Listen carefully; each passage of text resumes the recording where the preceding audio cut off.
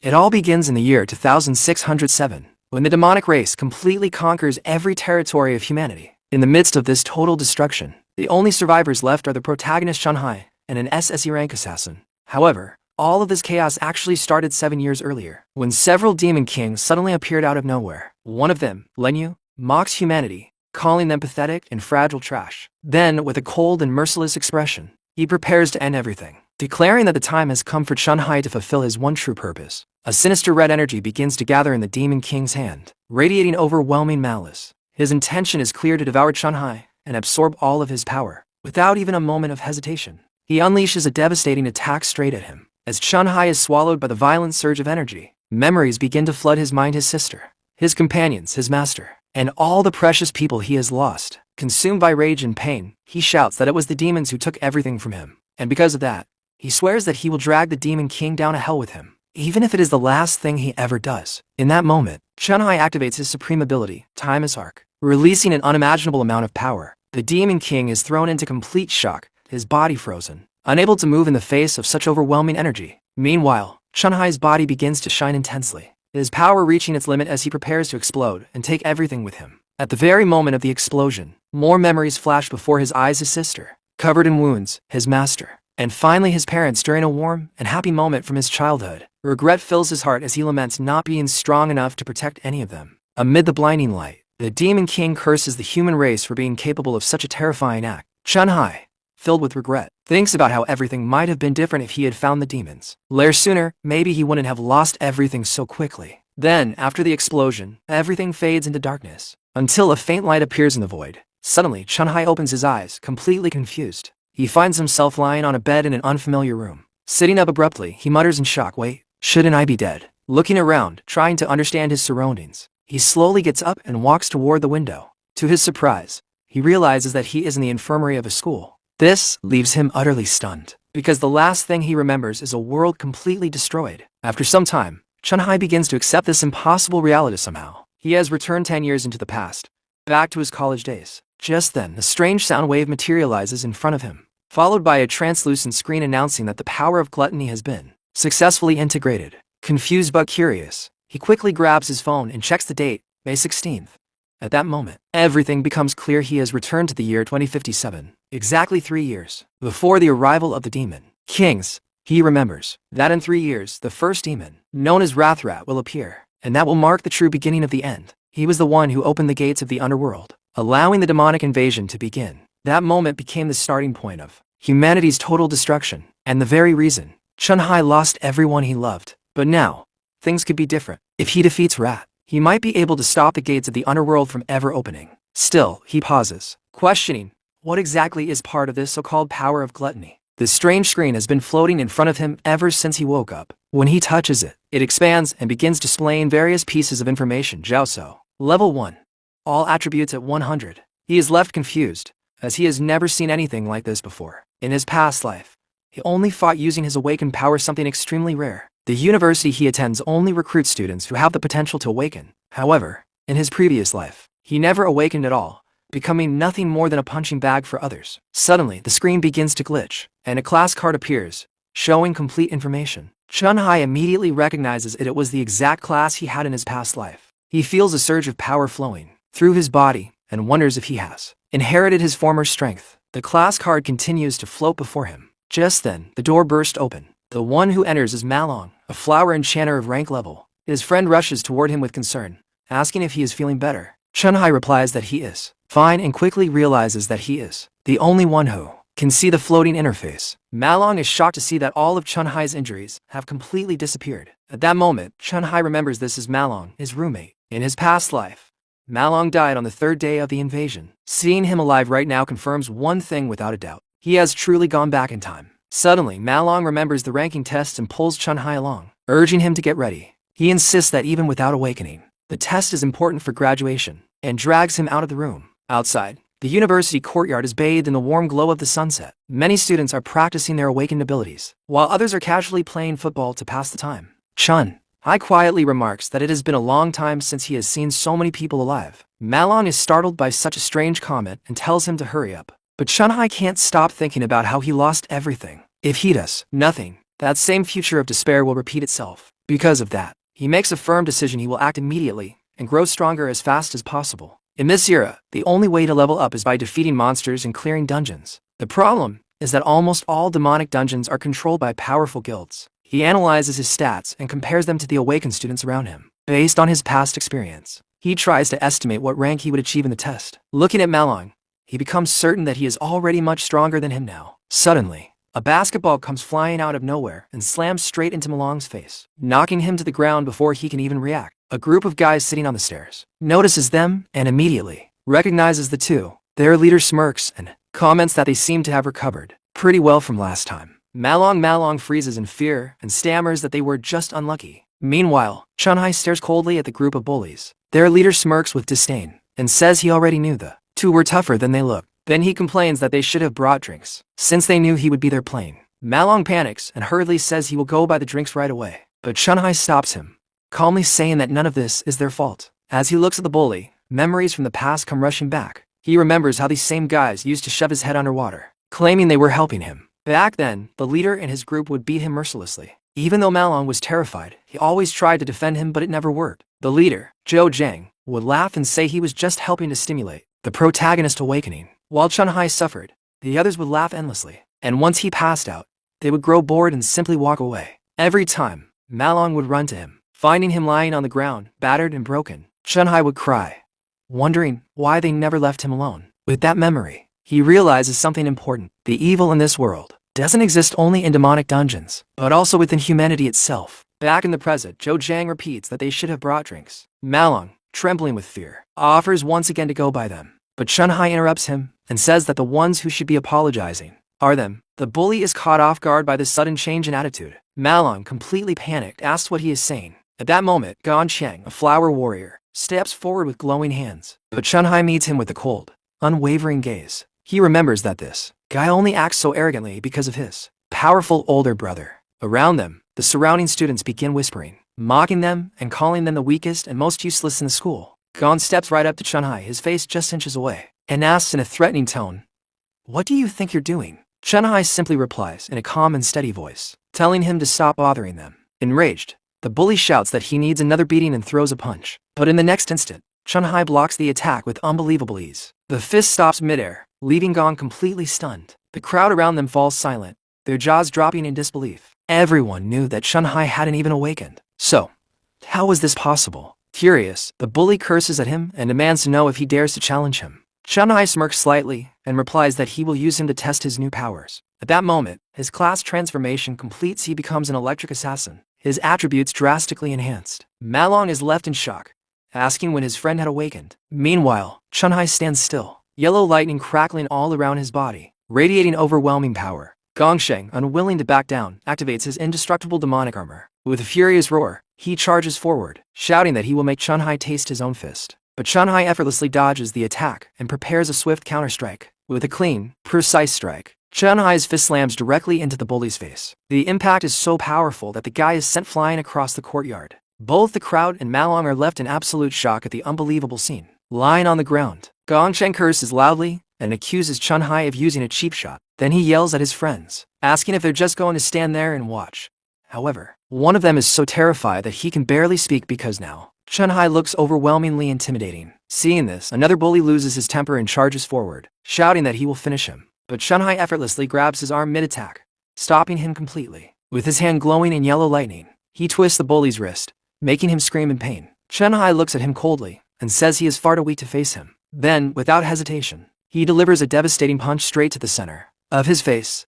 The force of the blow is so immense that both of them are thrown backward. The bully crashes violently into a concrete bench and instantly blacks out, his face completely ruined. He lies there motionless, unable to even twitch. Witnessing this, the remaining lackeys turn and run away in fear. Malong stands frozen, his mouth wide open, unable to believe what he just saw. He can't help but wonder when his friend became this unbelievably strong. Chunhai then glances at his stats and quickly reaches a few conclusions. First, he can transform into an electric assassin whenever he wants. Second, even at level 1, he is already stronger than someone ranked E. However, his exact rank still remains a mystery. There is also another problem despite the fight. His attributes haven't increased at all. This makes him question whether he needs to actually finish off his opponents in order to gain experience. Meanwhile, Malong and the surrounding students shout desperately at him to stop. But Chun-Hai ignores them all. He forms a blade of lightning in his hand and presses it against the bully's neck. He wonders if the way to gain experience is the same as in his past life. Without hesitation, he prepares to end the man's life right there. But suddenly, a female voice interrupts him. It is Lingu,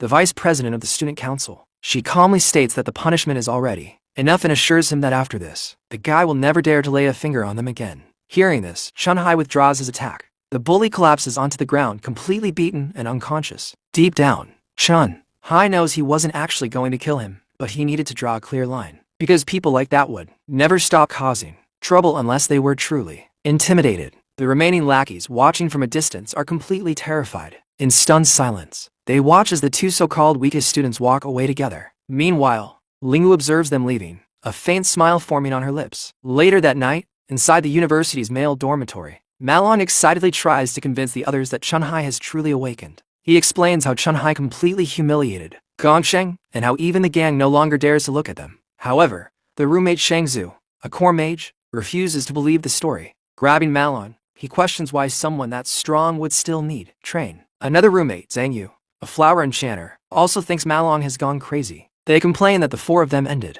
up in the same dormitory because they are considered the worst students of the year. Shangzu scoffs and says that he is the only combat type among them, which naturally makes him number one. He looks down on Chun-Hai, calling him weak, and already believes he is strong enough to join a club. Zhang Yu, however, reminds everyone that the ranking test is tomorrow and that everything will become clear then. Meanwhile, inside a Ranky demonic training dungeon, a well-dressed and imposing figure steps out of a glowing portal. It is Gontin, the president of the student council and the older brother of the bully. He calmly informs his team that today's training is over. The members bow respectfully as he turns, his expression cold and serious. As he exits the dungeon, he finds his younger brother, Gonin, standing there wrapped in bandages, clearly waiting for him. With his face badly bruised, Gonin angrily complains about what happened. The president listens quietly, then responds in a calm but chilling tone that he understands Zan is his brother. He will take care of it himself. Elsewhere, Gontin is having dinner with Lingu at a luxurious restaurant. She asks him how he plans to deal with Chun-Hai. The president questions whether Chun-Hai is truly as strong as the rumors claim. Lingu reminds him that fewer than 10 students in the entire academy have reached rank D,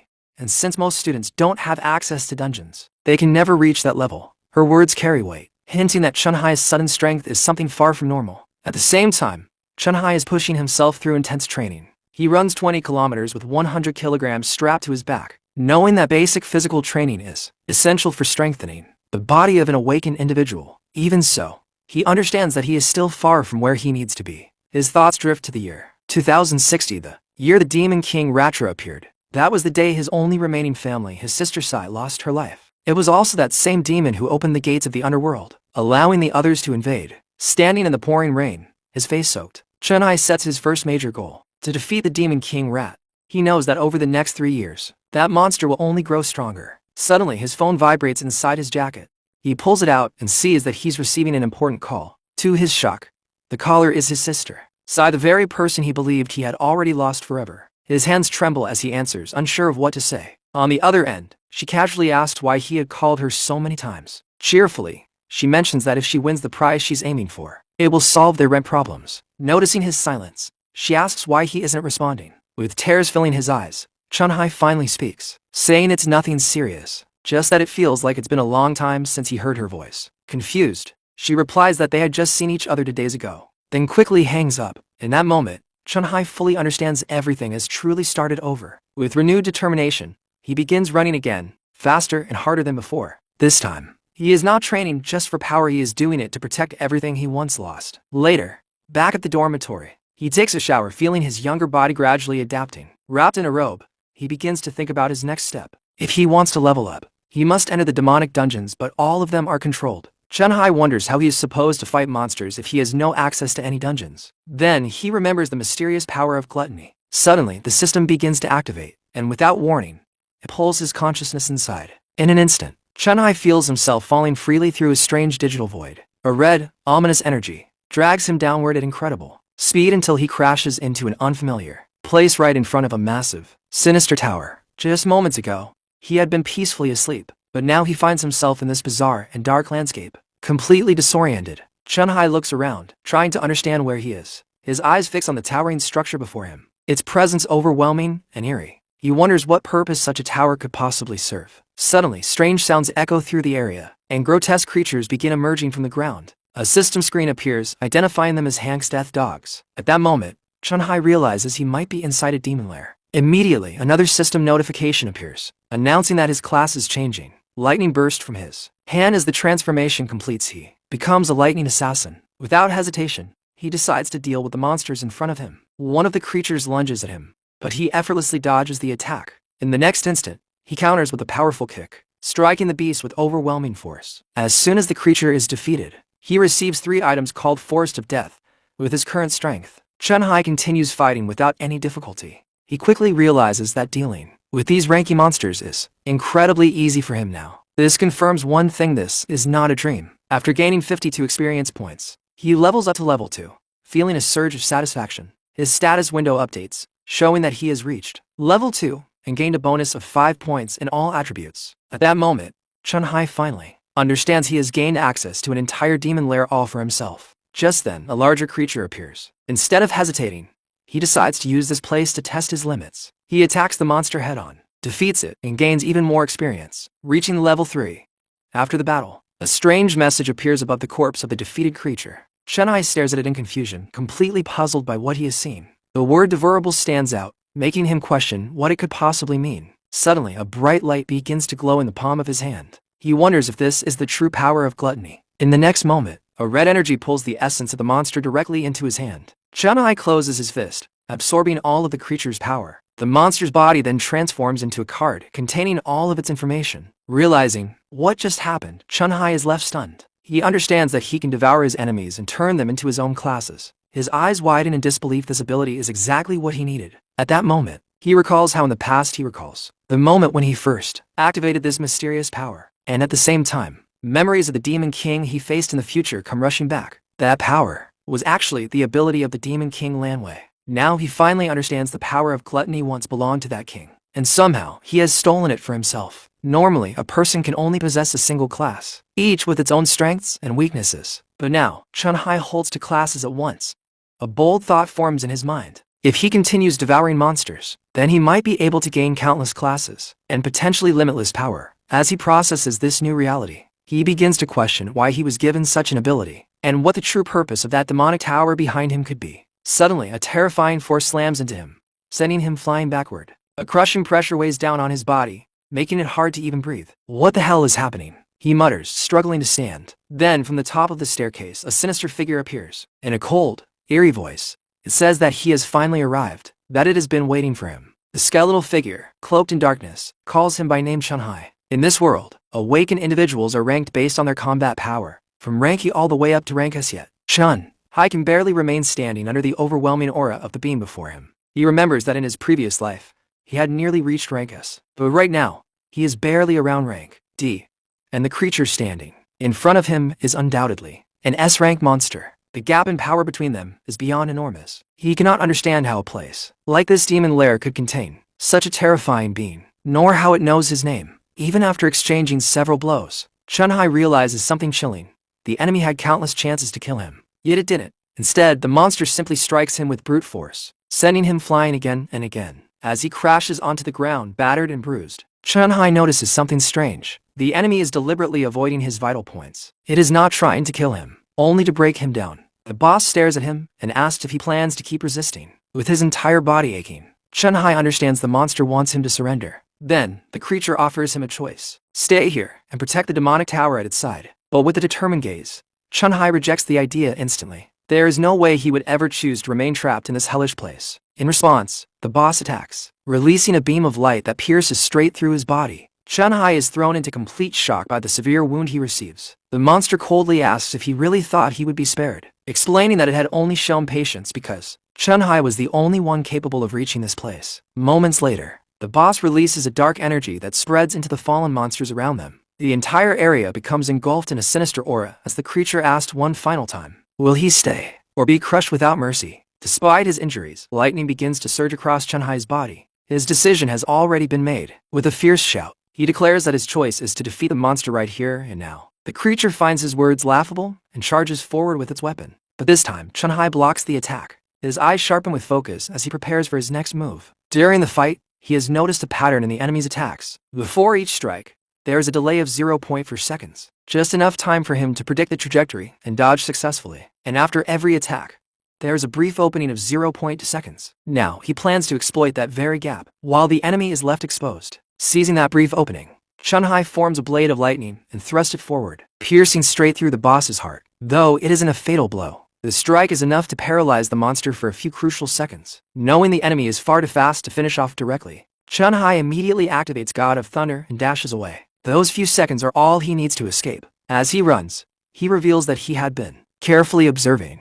the only source of light in this strange place. Drawing closer to it, he stretches out his hand, believing it to be the exit. But just as he reaches it, the light suddenly disappears. The boss calmly reveals that it was nothing more than an illusion, and that this place is not a demon lair at all. The creature then admits it is, impressed that Chunhai was able to discover its attack patterns so quickly. Finally, it reveals its true identity: Hacks of Purgatory, an S-rank warrior. The moment Chunhai sees its form, he is struck with recognition. It resembles one of the forms used by the Demon King he fought in the future. The monster explains that even in desperation, Chunhai is still capable of sharp analysis. Hearing this, memories of his final battle against the Demon King flood back into his mind. On that day, the king transformed into a terrifying ice demon, then into a massive ice dragon that attacked him relentlessly. He remembers how the king switched between multiple high-level classes, taking the form of a plant-like creature with countless tentacles, and even a being of pure light with overwhelming power. Chunhai recalls each of those forms clearly, and now he is certain one of them was exactly like the monster standing before him now. The Rakshasa he is facing is one of those devoured forms. At that moment, everything clicks. He realizes that this Rakshasa must have been devoured by the power of gluttony in the past, and since that power now resides within him, this entire place exists inside his own body. The monster praises his sharp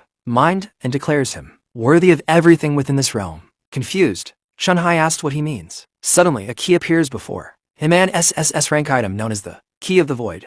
Haxa explains that this is the key to the demonic tower. He reveals that the strongest demons devoured by the Demon King are all sealed within it.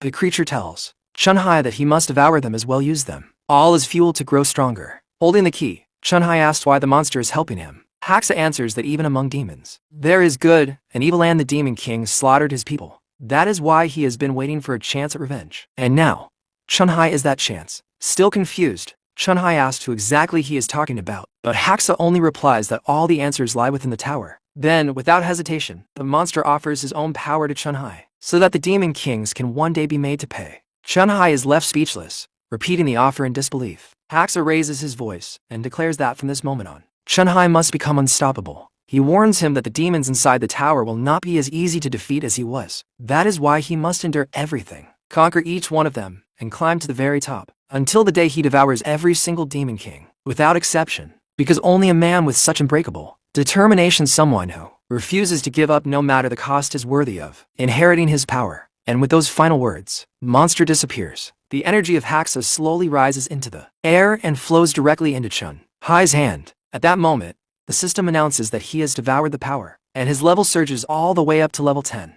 With a serious expression, Chunhai finally understands everything and accepts the will of the monster. Soon after, the Rakshasa card appears before him, and with firm determination, he swears that he will make the Demon Kings pay for everything they have done. Not long after, Chunhai suddenly wakes up in his room, startled by loud noises echoing around him. He slowly opens his eyes and sits up on his bed, still trying to process everything that just happened. Meanwhile, his roommates are rushing around in a panic, trying not to be late for the ranking test. Looking at himself, he notices that all his injuries are gone, making him wonder if it was all just a dream. But the system screen quickly proves otherwise. Everything was real. Even the items he obtained are still with him. Now at level 10, all his stats have increased to 150. He quietly wonders what his current rank might be. Suddenly, Zongzo approaches him with a mocking tone, calling out his name with a smirk. He mentions that he has heard rumors that Chunhai has suddenly become very strong. Malong tenses up immediately upon hearing this provocation. Zongzo then accuses Chunhai of trying to steal his position as the strongest in the dormitory. With a calm but serious gaze, Chunhai looks at him as he is challenged to prove himself during the ranking test. On the way, Zongzo casually eats snacks while showing off in front of others. He explains that everyone around them is low rank, but he considers himself to be at least mid-rank. A chart is displayed, showing that each rank is divided into 3 levels, and the gap between them is enormous. As the group continues walking toward the test area, Zongzo boasts that his rank has probably increased even further. As they get closer, Malong encouraged Chunhai to aim for rank C just to shock that arrogant guy. Chunhai simply listens, thinking quietly to himself as they walk across the university courtyard. Soon, all the students gather in front of a stage for the test ceremony. However, Zhangzhou suddenly becomes nervous when he sees Gongsheng's lackeys approaching with threatening expressions. One of them warns that it would be better if they stayed out of trouble. Shang Guo and Malong immediately feel uneasy, noticing that the group is staring directly at them. Chunhai, on the other hand, remains completely calm, standing still as he meets their gaze. Strangely, the lackeys begin to panic under his presence. Cold sweat forms on their foreheads, and moments later, they quickly run past him and bow respectfully to someone behind. Zhangzhou is left confused, wondering why they are suddenly acting so respectful. Meanwhile, Chunhai simply walks past them without paying any attention. Just then, a provocative voice calls out to him. It is Yongdian, a member of the student council who has heard about the earlier incident. He points out that Gongsheng is the younger brother of the student council president, Gongting, from a distance. Chunhai's friends recognize Yongdian and grow worried he is a powerful rank D and the right-hand man of the president. Yongdian smirks and says that he has a special way of identifying strong individuals from afar. But as he steps closer, he sneers and claims that all he can sense from Chunhai is a pathetic presence. Chunhai calmly responds, asking if he is some kind of dog. Curious, Yongdian shouts, demanding to know what he just said. But before anything escalates, a serious voice suddenly intervenes, ordering him to stop immediately. It is the student council president, Gongting. He states that he has already investigated everything that happened and that it is only fair for those who did wrong to pay the price. As he walks past, Gongting casts a cold glance at Chunhai in response. Chunhai meets his gaze without fear. President, with a cold and determined expression. Soon, a professor steps onto the stage and announces that the ranking test will begin shortly. Meanwhile, Gongting and Yongdian prepare themselves, and the president confidently believes that Chunhai is not a threat at all. From afar, someone is watching the entire ceremony from a high window. A woman is asked what brought her here to observe the test. With a faint smile, the blonde simply replies that this test might turn out to be very interesting. Back in the arena, the next to be tested is Zhang Zhu. His friends cheer him on, and with a confident look, he declares that he will finally see his true strength. He then steps into the testing portal to begin his evaluation. The test is conducted individually inside a controlled demonic training dungeon. Within it lies a demonic heart, capable of absorbing the energy of awakened individuals. The participant must release all of their energy in front of the heart. As Zhang Zhu unleashes his power, the energy flows intensely into the core, which absorbs everything completely. The heart then transfers the collected energy through cables to external machines. Outside, the system begins processing all the data. Finally, the result appears on the screen. His current rank is mid-tier. The professor notes it down but seems puzzled when the rest of the data takes longer to appear. In the audience, Malong grows excited, saying that the real highlight is coming, because the test doesn't just measure current rank, it also reveals a person's potential. Moments later, Zhang Zhu's potential result appears. Rank C with the test complete. Zhang Zhu feels disappointed that he hasn't improved in 2 years. He walks off and sits on the stairs, looking dejected, while his friends try to comfort him. The results so far show that most of the dorm students are rank E with potential C. Suddenly, the crowd is startled when the first rank D result of the year appears. A girl achieves a lower rank D with potential B, leaving everyone shocked. Some time later, Yongdian exits the test with a lower rank D and potential A. Zhang Zhu comments that this is already the 8th rank D result, surprising his friends even more. The teachers are clearly impressed. Such talent, even without real combat experience, is rare. Finally, it is time for the next candidate. All eyes turn toward the stage as the name is announced. Gongting, the president of the student council. The crowd erupts in excitement at the appearance of the young master of the Imperial Guild. Everyone knows that he reached rank D 2 years ago, and now they are eager to see just how far he has progressed. Inside the testing dungeon, the demonic heart begins to pulse as it awaits him. Slowly, it opens, revealing a massive eye staring directly at Gongting. With an air of superiority, he walks forward and places his hand on the heart. In his mind, he decides to hold back some of his power, saving his full strength for a grand display at graduation. Even so, he is certain that he will become the #1 in the history of the academy. Soon, the measurement begins. The professor notices something unusual. The potential indicator starts glowing yellow. Then, to everyone's astonishment, Gongting achieves a high rank D with S-level potential. The entire crowd explodes with excitement. Yongdian and his followers shout proudly that he is the first in the school's history to achieve such a result. Malong is left in shock and even a little envious, realizing that they have just witnessed history being made. The professors quickly confirm the result and decide to report it to higher authorities immediately. After all, an awakened individual with S-level potential is an extremely rare treasure, one that the state itself would protect. Gongting simply smiles faintly, enjoying the glory of his overwhelming result. High above, the university director watches the scene and quietly comments that many talented individuals have emerged this year. The director, Wan Long, calmly remarks on this, and then turns to the blonde woman beside him, saying that she must have already known about Gongting's S-level potential. However, she denies it, smiling faintly as she explains that she did not come here just to watch his performance. With a mysterious expression, she adds that she is actually more interested in someone else. At that moment, the next name is announced across the arena for everyone to hear. It is Chunhai. The entire place quiets down as he steps forward, preparing for his turn. Young Dian walks up to him with a mocking grin, telling him to at least bring some honor to their dormitory. Laughing loudly, he shouts that Chunhai better not end up with another low-rank result, calling everyone in their dorm useless trash who would only bring shame at graduation. Malong can't hold himself back and angrily shouts that Chunhai will blow his head off with his power. But Chunhai remains completely calm, without reacting to any of the provocations. He walks straight into the testing portal. In the audience, Zhang Zhu watches nervously, wondering if Chunhai can really pull this off. Inside the testing dungeon, Chunhai floats in front of the demonic heart, ready to be evaluated. The giant eye within the heart slowly opens and for a brief moment, it seems almost surprised. Chunhai meets its gaze without fear, his expression steady and focused. For most students, this test is their only chance to prove their worth before graduation. The squad that ranks first will have all its members recruited by the Imperial Guild. That is why this ranking test is not just about determining rank, it is about forming the strongest possible teams. Meanwhile, Young Dian introduces a new member to their group, a lower ranked D named Yanin. With him, the president's team is now complete, consisting of 10 members, 9 of whom are ranked D. In such an environment, the strongest team is bound to rise, and naturally, the weakest group will also be formed. Outside, time passes and Malong begins to grow anxious, wondering how long Chunhai has been inside. The crowd starts to mock him, saying his power must be so pathetic that it isn't even registering. Young Dian scoffs and says that the leftovers are nothing but trash, suggesting to Gongting that they should just leave for karaoke. The president casually agrees and tells him to gather the rest of the team. But suddenly, the ranking machine begins to display the result. To everyone's shock, Chunhai achieves a high rank. His dorm mates are left completely stunned. Malong jumps in excitement, shouting that he always knew Chunhai was strong. Gongting and Young Dian, however, are left speechless, unable to believe what they are seeing. Inside the dungeon, an error message suddenly appears on the system. Chunhai realizes that even his base level 10 strength is already equivalent to a high rank. A faint blue glow appears in his eyes as he begins switching between his classes. He transforms into the Infernal Death King,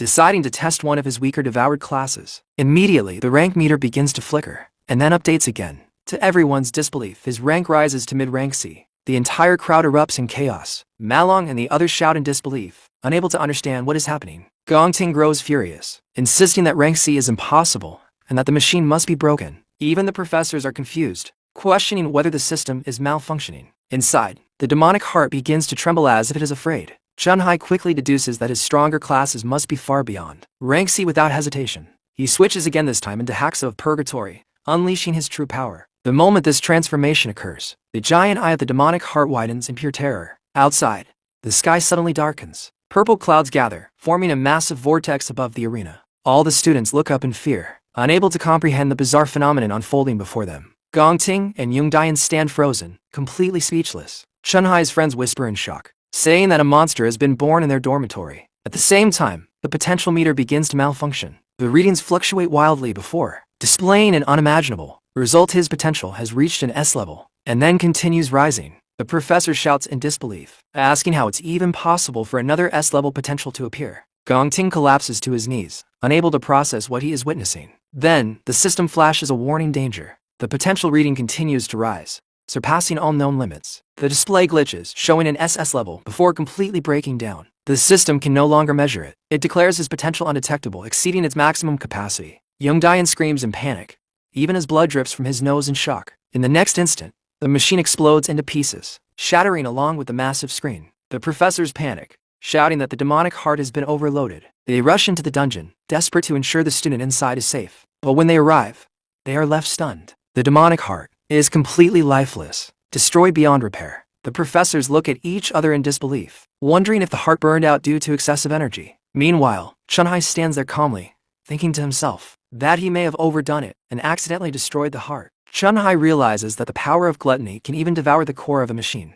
With the refined demonic heart now absorbed and activated within him, a faint glow appears in his eyes. From this moment on, he gains the ability to see the true rank of everyone around him. His eyes shine with a green hue as he scans the crowd, and that's when he discovers that even Gongting has been hiding his real strength. Soon after, a professor announces that today's test has been suspended, claiming that Chunhai's results were most likely just a system error. His friends immediately surround him, calling him a genius and praising him without caring about what the official data says. Youngdian steps forward, saying that it was obvious the results were nothing more than a machine malfunction. Angrily, he accuses Chunhai of breaking the demonic heart and trying to avoid responsibility. As yellow lightning crackles in his hand, Chunhai looks at him calmly, thinking to himself how annoying this guy is, even briefly wondering if he should just cripple him. But before things escalate, Gongting steps in and orders Youngdian to stop, telling him not to disrespect their new teammate. The word teammate shocks Youngdian completely. Gongting then personally invites Chunhai to join his squad, confidently stating that together they would achieve the highest score in the academy's history. In the audience, Malong is left speechless that the president himself is inviting Chunhai.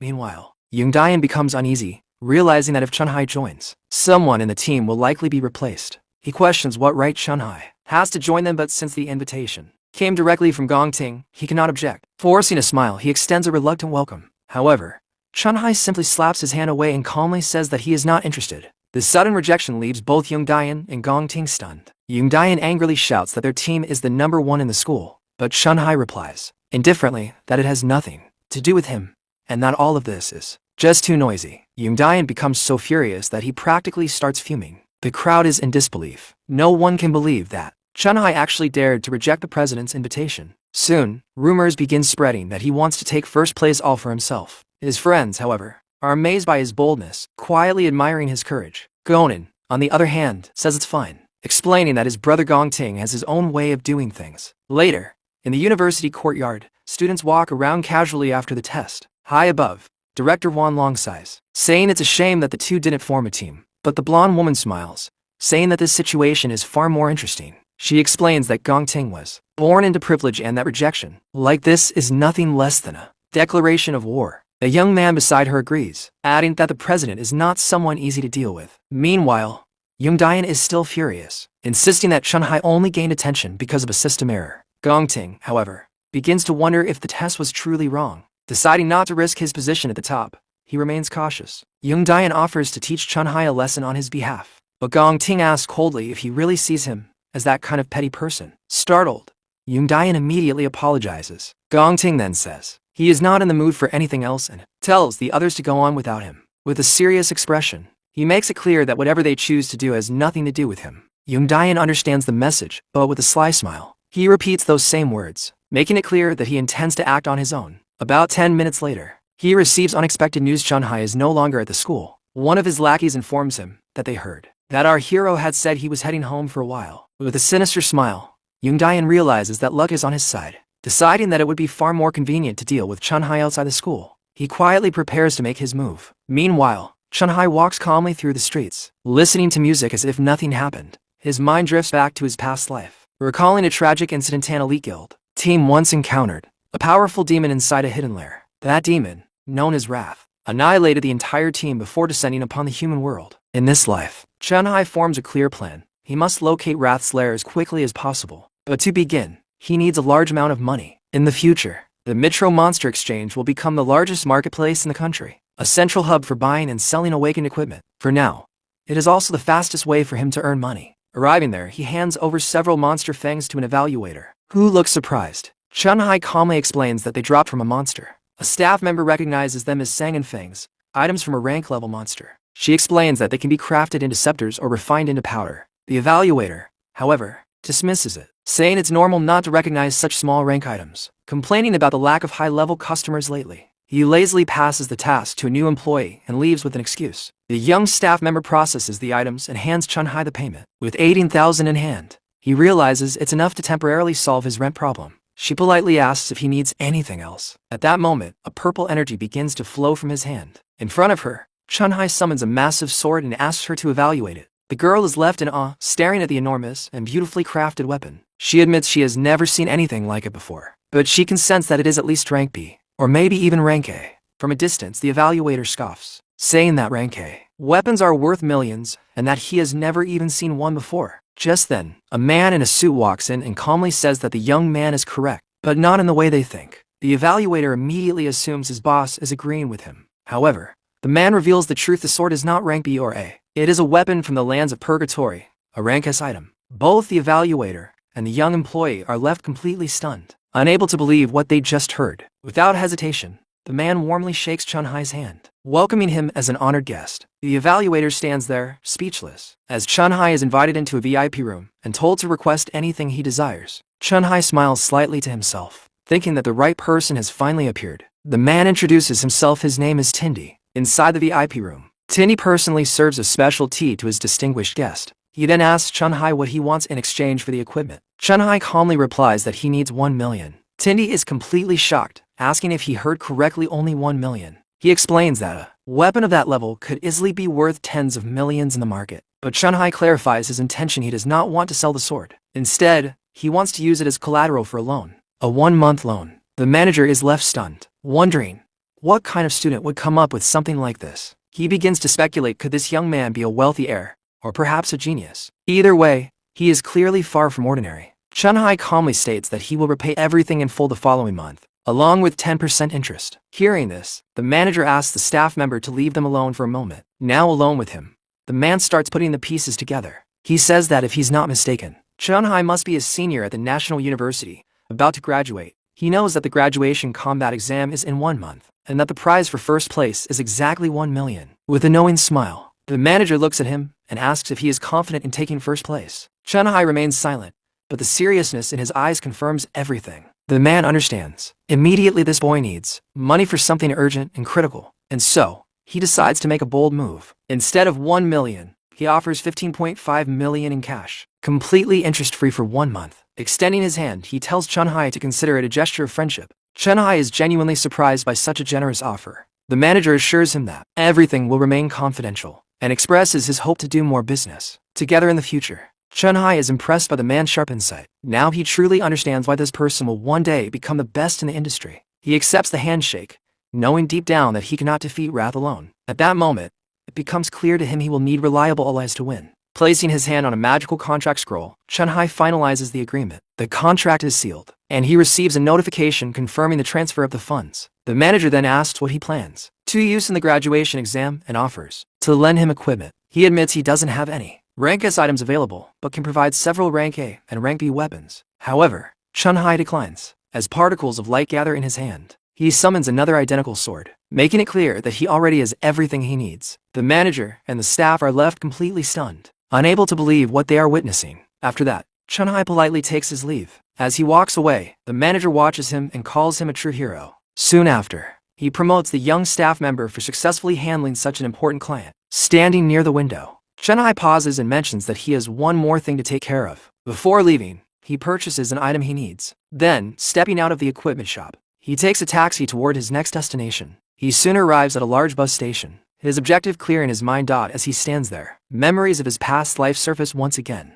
Money had always been a constant struggle. He remembers working multiple part-time jobs just to pay rent. He and his sister lived with almost nothing, barely getting by. She even took on small jobs to help support them. Then he recalls the day she received her acceptance letter to an art academy. She had been accepted into her dream. Yet, right in front of him, she tore the letter apart. She gave up her dream so she wouldn't become a burden on the family. Back in the present, Chun-Hai grows anxious. His sister should have already arrived by now. Suddenly, a familiar voice calls out his name from a distance. The girl complains loudly, saying she had told him many times to wait at the exit. Then she walks closer, asking if he got lost again. It is his sister. Chun-Hai freezes in place. It has been 7 long years since the last time he saw her. Unaware of his overwhelming emotions, she simply asks him to help with her luggage. Older brother. She waves her hand in front of him and asks why he's just standing there doing nothing. Without saying a single word, Chun-Hai suddenly pulls her into a tight, emotional embrace. The girl is completely confused by his sudden and strange behavior. Smiling softly, he thinks to himself that he has finally found her again after 7 long years.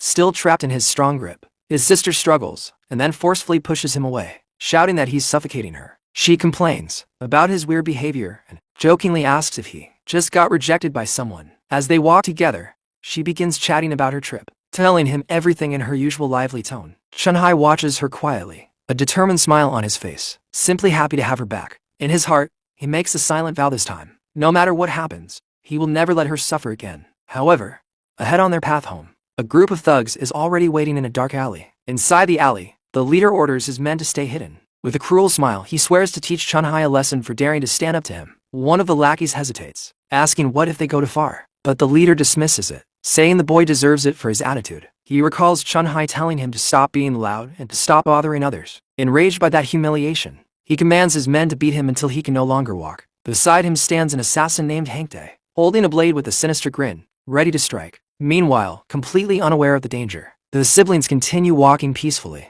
His sister notices his unusual behavior and asks if it's because of the upcoming exam. She jokes that someone like him couldn't possibly be in love or anything like that. Trying to cheer him up, she reminds him of the advice he once gave her to always believe in herself, and even hums a little tune playfully. Chun-Hai realizes how perceptive she is, noticing even the smallest changes in him. He reassures her that everything is fine, but she teases him, saying it's probably just his male pride. Laughing, she adds that he's getting old and building walls around his heart. As they step into the alley, the ambush begins. One of the thugs is surprised to see that Chun-Hai is not alone, but the leader smirks, saying it's even better there are no cameras here to witness anything. Chun-Hai instantly senses the hostile aura around them. With a cold expression, he recognizes the group as members connected to the student council. Calmly, he takes out a pair of wireless earphones and gently places them in his sister's ears. He tells her he wants to share a song with her. Surprised, she closes her eyes and relaxes as the music begins to play, completely unaware of what's about to happen. With his sister safely distracted, Chun-Hai turns to face the enemies. His eyes glow faintly blue as he activates his ability, analyzing their ranks, and immediately realizes they are all weak. The thugs charge forward with sticks and weapons in hand. In that moment, Chun-Hai remembers how he lost everything in his past life, and how he has only just gotten it back. Rage surges through him, lightning crackling across his body. Furious that this moment has been ruined, he declares that they should never have interfered. Dan launches himself forward. With a single devastating punch, he strikes the first thug square in the face. The impact is so powerful that the man is sent flying far across the alley. His sister, lost in the music, notices absolutely nothing. Chun-Hai continues his relentless assault, moving like a bolt of lightning. He weaves through the enemies, striking them down one after another with deadly precision. Within seconds, multiple thugs are knocked out and scattered across the ground. One of them attempts a sneak attack from behind with a baton, but Chun-Hai effortlessly blocks it with one hand. He immediately counters, breaking the man's defense and landing a crushing blow that leaves his arm severely injured. Another punch to the face sends him collapsing instantly. With a swift kick, Chun-Hai sends the remaining thugs flying, as if they weigh nothing. The leader watches in sheer terror, unable to comprehend how this boy could be so overwhelmingly powerful. Surrounded by a glowing yellow aura, Chun-Hai steps forward, continuing his unstoppable assault. None of the enemies can even touch him. Seeing all his men defeated, the assassin finally steps forward, gripping his dagger tightly. With a confident smirk, he boasts that he is one of the best assassins in the entire school, that he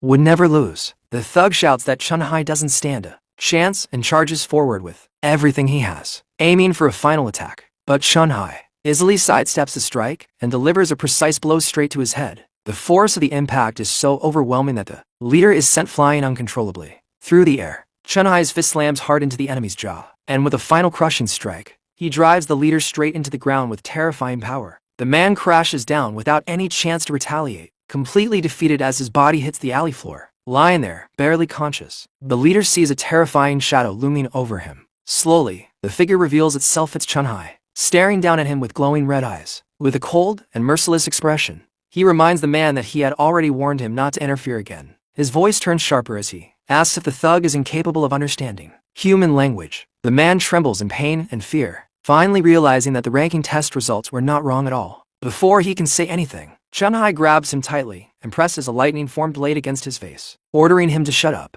Panic overwhelms the thug as he realizes that this boy is truly capable of killing him. A suffocating aura surrounds Chun-Hai, making the man wonder what kind of life he must have lived to become like this. With deadly calm, Chun-Hai tells him to listen carefully. He warns him never to threaten his sister again. If any of them ever show up in front of her even one by one, he swears he will make them disappear without hesitation. Paralyzed with fear, the thug can only nod as the blade remains pressed against his face. After delivering his warning, Chun-Hai tosses the dagger aside and walks away, leaving the man trembling on the ground. Meanwhile, completely unaware of the battle, his sister continues listening to the music. The melody stirs something deep within her, and she wonders why she suddenly feels like crying. It feels as if, in just a few days, her brother has gone through something unimaginable. Even so, she reassures herself that he is not alone because she has always been by his side. She finally removes the earphones and shouts at him, calling him annoying for pulling such a strange trick. Chun-Hai turns back with a gentle smile and hands her a small gift box. As he opens it, a golden pen is revealed. He tells her it's a gift for her. The girl is left speechless when she recognizes it a next generation holographic Manhwa pen. Shocked, she asks where he got the money, since something like that cost more than 10,000. She insists that it's too expensive and tries to return it, but Chun-Hai remembers the past. With a firm resolve in his heart, he silently vows once again that in this new life, he will protect everything about her. Meanwhile, the defeated thugs lie scattered across the alley, desperately begging for medical help, but no one comes. Later that night at home, his sister excitedly tests the new pen. With a soft pink glow, she draws in the air, creating beautiful holographic images with ease. She is completely amazed by it. Chun-Hai sits nearby, happily eating noodles, praising her cooking as the best in the world. But she scolds him for spending so much money when they still have rent to pay. Then, with a calm expression, he surprises her by saying he has already paid the rent for the entire year in advance. Chun-Hai quickly makes up a clumsy excuse, saying it was from some kind of business partnership with a friend. His sister doesn't believe it for a second. She can tell he's hiding something from her now. But as she looks more closely at his face, she notices something different, something she hasn't seen in a long time. It's a genuine, happy smile. Realizing this, she gently places her hand on his shoulder, her expression softening with concern. She tells him not to push himself too hard. No matter what happens, he doesn't have to carry everything alone. Chun-Hai simply smiles back and nods, reassuring her without saying too much. Elsewhere, news spreads that the leader of the thugs has been hospitalized with severe injuries. It is said that not even the best healers could fully restore him in less than a month. The student council president is surprised to hear that the man went after Chun-Hai and ended up like this. A woman nearby comments that the thug will likely miss the graduation evaluation, but the president coldly replies that it doesn't matter, he was nothing but a burden to the team anyway. At that moment, an older man enters the room to speak with the young master. This is Gong Shan, the director of employment at the National University of Awakened. He reveals that he has confirmed the internal results of the recent ranking test. According to the data, Chun-Hai is indeed rank C, and the only one ranked higher than the president himself. The room falls silent as the president processes the shocking information. The director reminds him that his father had invited the vice president to attend the graduation ceremony. In case of emergency, they could even have his niece fill a spot on the team. However, the woman sitting nearby dismisses the concern, saying he worries too much about such matters. The president then looks at the director with calm confidence. With a faint smile, he asks if they truly believe he used his full strength during the test. He declares that during the combat evaluation, everyone will see the truth. With cold determination, he promises that he will prove who the real strongest is. Later that night, Chun-Hai completes an intense 100-kilometer training session. Standing under the shower, he reflects that with his financial problems resolved, everything is finally starting to fall into place. His next goal is clear the 1 million reward from the graduation evaluation. With that, he will repay the loan and honor his contract with the manager. Lying in bed, he thinks about how less than a month remains until the decisive evaluation. Closing his eyes, he decides to level up a few more times before the big day. The system begins to load slowly, preparing to initiate the simulation. Moments later, the power of gluttony activates once again, pulling his consciousness away. In an instant, Chun-Hai is transported back to the mysterious domain, the lair with the towering demonic structure. He steps closer to the ominous tower, determined to uncover its secrets. He recalls that his weakest class, the King of Death, is already at mid-rank C, but his strongest class, the Rakshasa, had its power was considered completely undetectable. Because of that, the true ranking of his other classes remains a complete mystery. Suddenly, the SSS rank void key begins floating right in front of him. Without hesitation, Chun-Hai grabs it and uses the artifact to unlock the gate of the tower. The massive doors slowly open, revealing a swirling vortex of energy. Deciding to test it, he steps forward, and in the next instant, he is violently pulled inside. On the other side of the portal, he is stunned by what he sees. The environment transforms into a vast, star-filled plain, stretching endlessly in all directions. But something feels terribly wrong. The moment he takes a step, an overwhelming force presses down on his body. His expression changes as he realizes what's happening. The gravity here is crushing. His knees slam into the ground as the immense pressure forces him down. Struggling to breathe, he barely manages to stay upright. It doesn't take long for him to understand. The gravity in this place is 10 times stronger than normal. Before he can fully adjust, he notices that the portal behind him has vanished. That means there's only one way out. Defeat the boss of this floor. As he tries to stand, a massive glowing claw suddenly slams into the ground beside him, shattering the surface with terrifying force. A deafening roar echoes through the space as a phantom lion of rank B appears, its presence dominating the entire area. It is the guardian of this floor. Without wasting a second, the system activates. Yellow lightning begins to surge around Chun-Hai's body as his class shifts. In an instant, he becomes a level 10 electric assassin, ready to fight. But the beast does not wait. the lion charges forward at incredible speed. Even under the crushing gravity, Chunhai barely manages to dodge the attack using his sharpened reflexes. He attempts a quick counterattack but immediately realizes something is wrong. His movements are too slow. The heavy gravity is dragging him down, reducing both his speed and precision. His strike barely grazes the monster, completely missing its vital point. Chunhai is shocked. This is the first time his assassin abilities have failed him so badly. Under this intense pressure, his accuracy drops, and the advantage of his class begins to fade. The lion roars again, furious, and continues its relentless assault without giving him even a moment to recover. As he struggles to survive, a thought crosses his mind: are all the monsters in this tower this powerful? Realizing he cannot continue like this, he activates another class. In an instant, his body transforms as the Rakshasa of Purgatory takes over.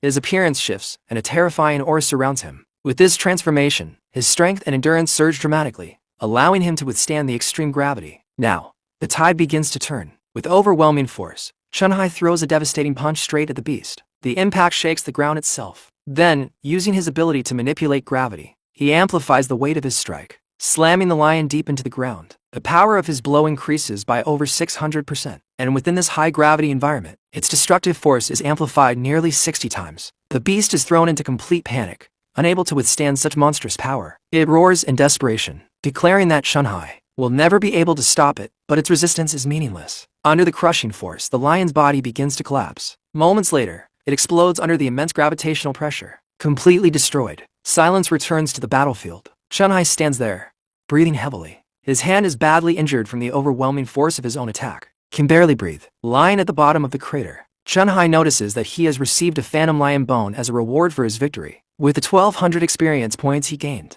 he finally reaches level 11. A system screen appears, explaining that each star on a class card represents a multiplier for overall stats. As he compares his classes, he realizes that the Rakshasa of Purgatory is far stronger than his electric assassin class. Even so, despite all this power, none of his classes have reached rank B yet. However, something begins to bother him. He frowns, recalling the end of the battle. Why didn't the Devourer option appear after defeating the monster? And more importantly, why hasn't a portal to the next level appeared anywhere on this map? A chilling thought crosses his mind. Suddenly, a small dark portal begins to form in the starry sky above him. It expands rapidly, tearing open into a massive black rift in the void. From within the darkness, countless pairs of glowing eyes stare back at him. At that moment, Chunhai understands the truth. The real boss of this floor hasn't appeared yet. The portal begins to pour out a pack of lions, and he realizes that the creature he defeated earlier was nothing more than a regular monster. One of the beasts lunges forward at incredible speed, slashing his hand and drawing blood. Instantly, the others surround him,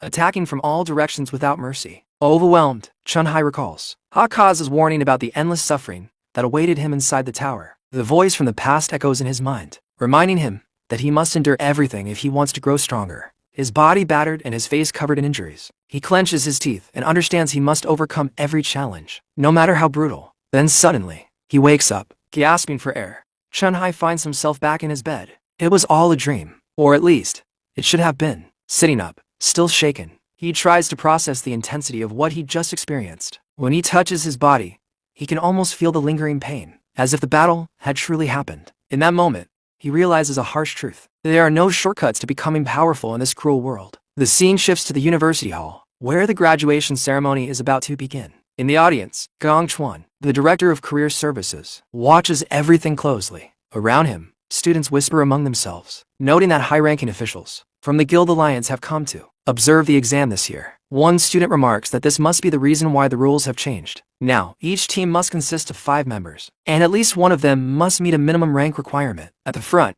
the announcer clears his throat and speaks into the microphone, calling for everyone's attention. He announces that all students' ranking information has been sent to their wrist devices. Immediately, the students look down at their wrist and activate their holographic displays. A list appears, showing the names and ranks of every student. As expected, the student council president, Gong Ting, stands at the very top. But then, among the names, one boy's ranking begins to draw everyone's attention. The boy with glasses is shocked when he sees something on the list and immediately says that something isn't right. At the very end of the list, our hero's name appears, classified at the lowest rank. His glasses-wearing friend is stunned, unable to understand how someone like him could possibly be ranked so low. A girl recalls that his test result was rank C and questions how he could have fallen all the way down to the bottom. The bullies quickly jump to a conclusion, claiming that his demonic core must be broken, while one of them even expresses disappointment that he can't team up with him anymore. From that moment on, It becomes clear no one wants to form a team with the boy because of his rank. In the audience, a student whispers that he must be regretting turning down the student council president's offer. Meanwhile, the student council president watches everything with a calm yet calculating gaze. Up on the stage, director Gonan looks at his nephew with clear disapproval, thinking about how useless he still is and how he has yet to truly learn how to use his power. Deciding to teach him a lesson, the director plans to ensure that his opponent won't even qualify for the exam. The announcer urges the students to quickly form their teams, and suddenly everyone rushes toward Ting. A massive crowd gathers, desperately begging to join the president's team. Many of them boast about their abilities, including a girl who confidently claims to be an excellent healer. One of Ting's teammates shouts to the crowd to step back, announcing that there's only one spot left. Half an hour later, most of the teams are finally formed successfully. While others celebrate, Chun and his friends remain isolated in a corner. Their group looks completely discouraged, as no one is willing to join them due to their low ranks. They begin to worry that they won't even qualify for the exam because they don't have enough members. One of Chun's friends becomes frustrated, insisting that it's impossible for Chun to truly be ranked at the lowest level. That's when Chun realizes something: these rules were designed specifically to target their dorm. The combat exam is a huge opportunity, and the team's overall score will determine everyone's future. On top of that, the number of monsters inside the lair depends on the size of each team, so having more members doesn't necessarily guarantee a higher score. Even so, the strongest students naturally group together, leaving the weaker ones behind. As the situation reaches a deadlock, a girl approaches Zhu, one of Chun's friends. She says her team is missing just one member and invites him to join them instead of staying with weaklings. Chun understands that if things continue like this, the three of them will definitely be left behind. They would lose their chance to compete, and all their training would be for nothing. However, his roommate politely apologizes and refuses her offer. He firmly states that he won't abandon his friends. They promise to stay together until the end. The other group becomes furious at his refusal, insulting him and calling him an ungrateful piece of trash for rejecting their help. A glance at the team list shows that almost all teams are already full, and time is running out. One of Chun's friends starts to panic, realizing they still lack one member and that there are barely any students left. At that moment, Chun slowly stands up, his eyes beginning to glow with determination. He notices that director Gonan shares the same surname as Ting, and quickly concludes that they are related. Everything suddenly makes sense. The rules and his rank were manipulated just to hold him back. But Chun has no intention of giving up. If they are going to attack him openly, then he sees no reason to hold himself back anymore. As his class change completes, bright yellow lightning begins to surround him. The air itself seems to tremble as Chun finally decides to reveal his true strength. Up on the stage, the atmosphere shifts as something powerful is about to unfold. The director and his assistant are instantly shaken as they feel a sudden explosion of power surge through the hall. Chun's friends stare in shock, shouting in confusion as they watch him transform right there in front of everyone. In awakened academies, there exists a long-standing tradition: one-on-one challenges that can be issued at any time. With a determined gaze, Chun understands that this is the most direct way to prove his true strength. He is certain that the student council president will never refuse such a duel. Across the hall, the blonde young man meets his eyes, wearing a calm and confident smile. Chun knows that if he defeats him, many powerful students will rush to join his team. But just as the tension reaches its peak, a female voice suddenly calls out, asking if he is still in need of a teammate. The unexpected interruption causes everyone to turn in surprise. The girl steps forward and offers to join his team for the graduation exam. She introduces herself as Lingyu and confidently states that she was already ranked D back in high school, assuring him that she would not be a burden. Chun's friends are left completely stunned, wondering since when he became so close to the vice president. Even the student council president looks genuinely surprised, while his subordinate is utterly confused about what his cousin is doing. Up on the stage, director Gong Chuan is both shocked and furious at the girl's sudden interference. As she walks forward calmly, whispers spread among the students. Many recognize her as a prodigy from the sacred kingdom. The director calls out her name and firmly declares that she cannot participate in the exam because she is an exchange student. He explains that she has never taken an official test, and allowing her to join would break the academy's rules. At that very moment, the university's rector suddenly appears, surrounded by a faint purple aura. Even Gong Chuan is taken aback, wondering why the head of the university himself has come. The older man approaches the girl and questions why she is getting involved in this situation. Chun watches in confusion, unable to understand how the rector appeared so suddenly. If his class is that of a warrior, then such movement shouldn't be possible. The rector calmly states that her participation would disrupt the balance of the exam, and she simply smiles in agreement. With his eyes glowing faintly green, Chun activates his analysis ability and tries to read the ranks of both the rector and the director, but to his surprise, he cannot detect anything at all. This only makes the situation feel even more dangerous. Director Gong Chuan quickly aligns himself with the rector, emphasizing that the academy has always followed strict rules. He explains that the institution's purpose is to train elite fighters for the future of the world, and the graduation exam is an ancient and crucial tradition that must be protected. However, the rector calmly counters, asking how the academy would take responsibility if students lost their opportunities due to unfair conditions. At those words, the director begins to sweat nervously. A chilling thought crosses his mind. Has the rector discovered that he tampered with the system? He cannot believe that the rector would side with Lingu just to support a single boy from a low-ranked dormitory. Realizing that pushing further could expose him, the director decides to back down. In his mind, he reassures himself that it is not worth clashing with someone of higher authority. He turns to his nephew and reminds him that victory is already certain, since his rival's team is weak. Changing his stance completely, the director agrees with the rector and claims that the issue was simply a mistake in the newly implemented rules. With that, he publicly announces that the regulations will be adjusted. Teams with fewer members will now be allowed to participate under revised conditions, ensuring fairness for all students. The atmosphere in the hall shifts instantly. What was once a disadvantage for Chun suddenly turns into an opportunity. And now, teams with fewer than 5 members are now officially allowed to register for the exam. The moment the rule is announced, the watches on Chun's team begin to glow, and their team formation is confirmed successfully. His friends burst into celebration, overjoyed, and without hesitation,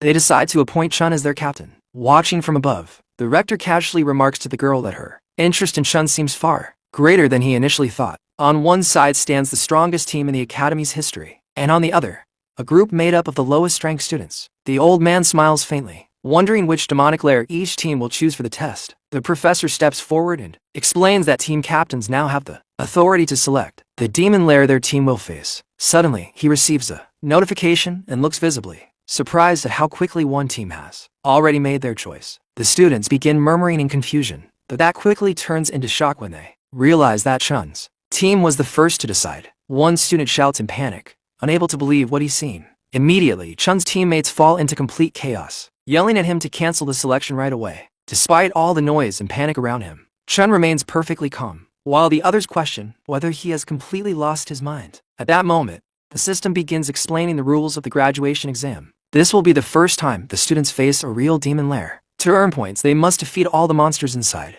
including the powerful boss that rules the area. Completing the challenge in under 1 hour grants an additional 20 bonus points to their final score. Each difficulty level comes with a different multiplier, which determines the final ranking. In theory, choosing a king-level lair could reward a team with up to 100 points, the maximum possible score. The team with the highest score will receive direct invitations to join the prestigious Imperial Guild, while the MVP will earn a managerial position, along with a prize of 1 million coins. The students recall that the current school record is 90 points, and even high-ranking lairs are considered extremely dangerous. Looking at the opposing team, many believe that the student council president's group has the highest chance of breaking that record. Just then, the system announces that a submission has been received. The boy with glasses stares at the panel in disbelief, shocked by how fast it happened. As everyone focuses on the screen, they realize that Chun's team was the one who submitted first. In that instant, the entire hall falls silent. The display confirms their selection a king-level demon lair. The screen glows as the system waits for confirmation from the rest of Chun's team. Panic erupts among the students. Some scream that no one has ever cleared a lair of that level before, insisting it must have been a mistake. One of Chun's teammates grabs him by the collar, desperately asking if he understands the danger of what he just chose. Another collapses to the ground in despair, crying and questioning how he ended up on the team of someone so reckless. Their watches light up with a confirmation request, asking if they accept this seemingly suicidal mission. Sweat dripping down his face, one of them pleads with Chun to reconsider, saying that a lair of this level is far beyond anything they can handle. But Chun,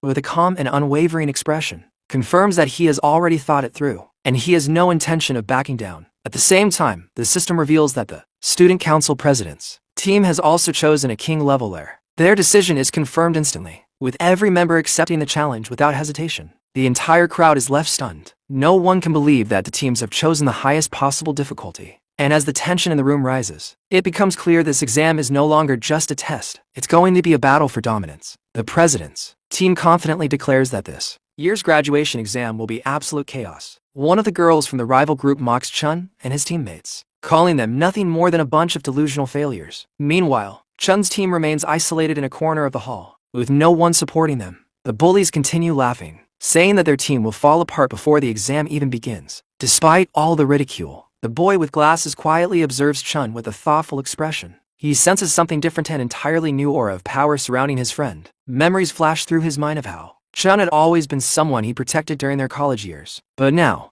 things have changed. With his eyes shining in realization, he understands that Chun is no longer the same person he used to be. Without hesitation, he presses the confirmation button and declares that he will stand by his friend until the very end, no matter what. Because of the 4 years they spent together, the second teammate shrugs and agrees, saying that they were going to end up last anyway, so it doesn't really matter what they choose. The third member is left stunned, watching his friends accept what looks like a suicidal mission. He complains that he was supposed to be the leader of the dorm, yet now he's the last one to decide. But after a brief moment, he sighs and confirms as well, saying that since they're about to graduate, they might as well go all out. With that, the registration is complete. Chun's team is officially locked in for the king-level demon lair. The group gathers around him, and Chun looks at his teammates with genuine gratitude. He thanks them for trusting him, then apologizes and reveals the truth: he chose such a dangerous lair because he's aiming for the MVP reward. Hearing this, the student council president immediately realizes that Chun has been targeting the very top from the beginning. With a confident smile, Chun tells his friends that they will achieve the highest score together. But the president steps forward and coldly declares that the MVP title will belong to him. At that moment,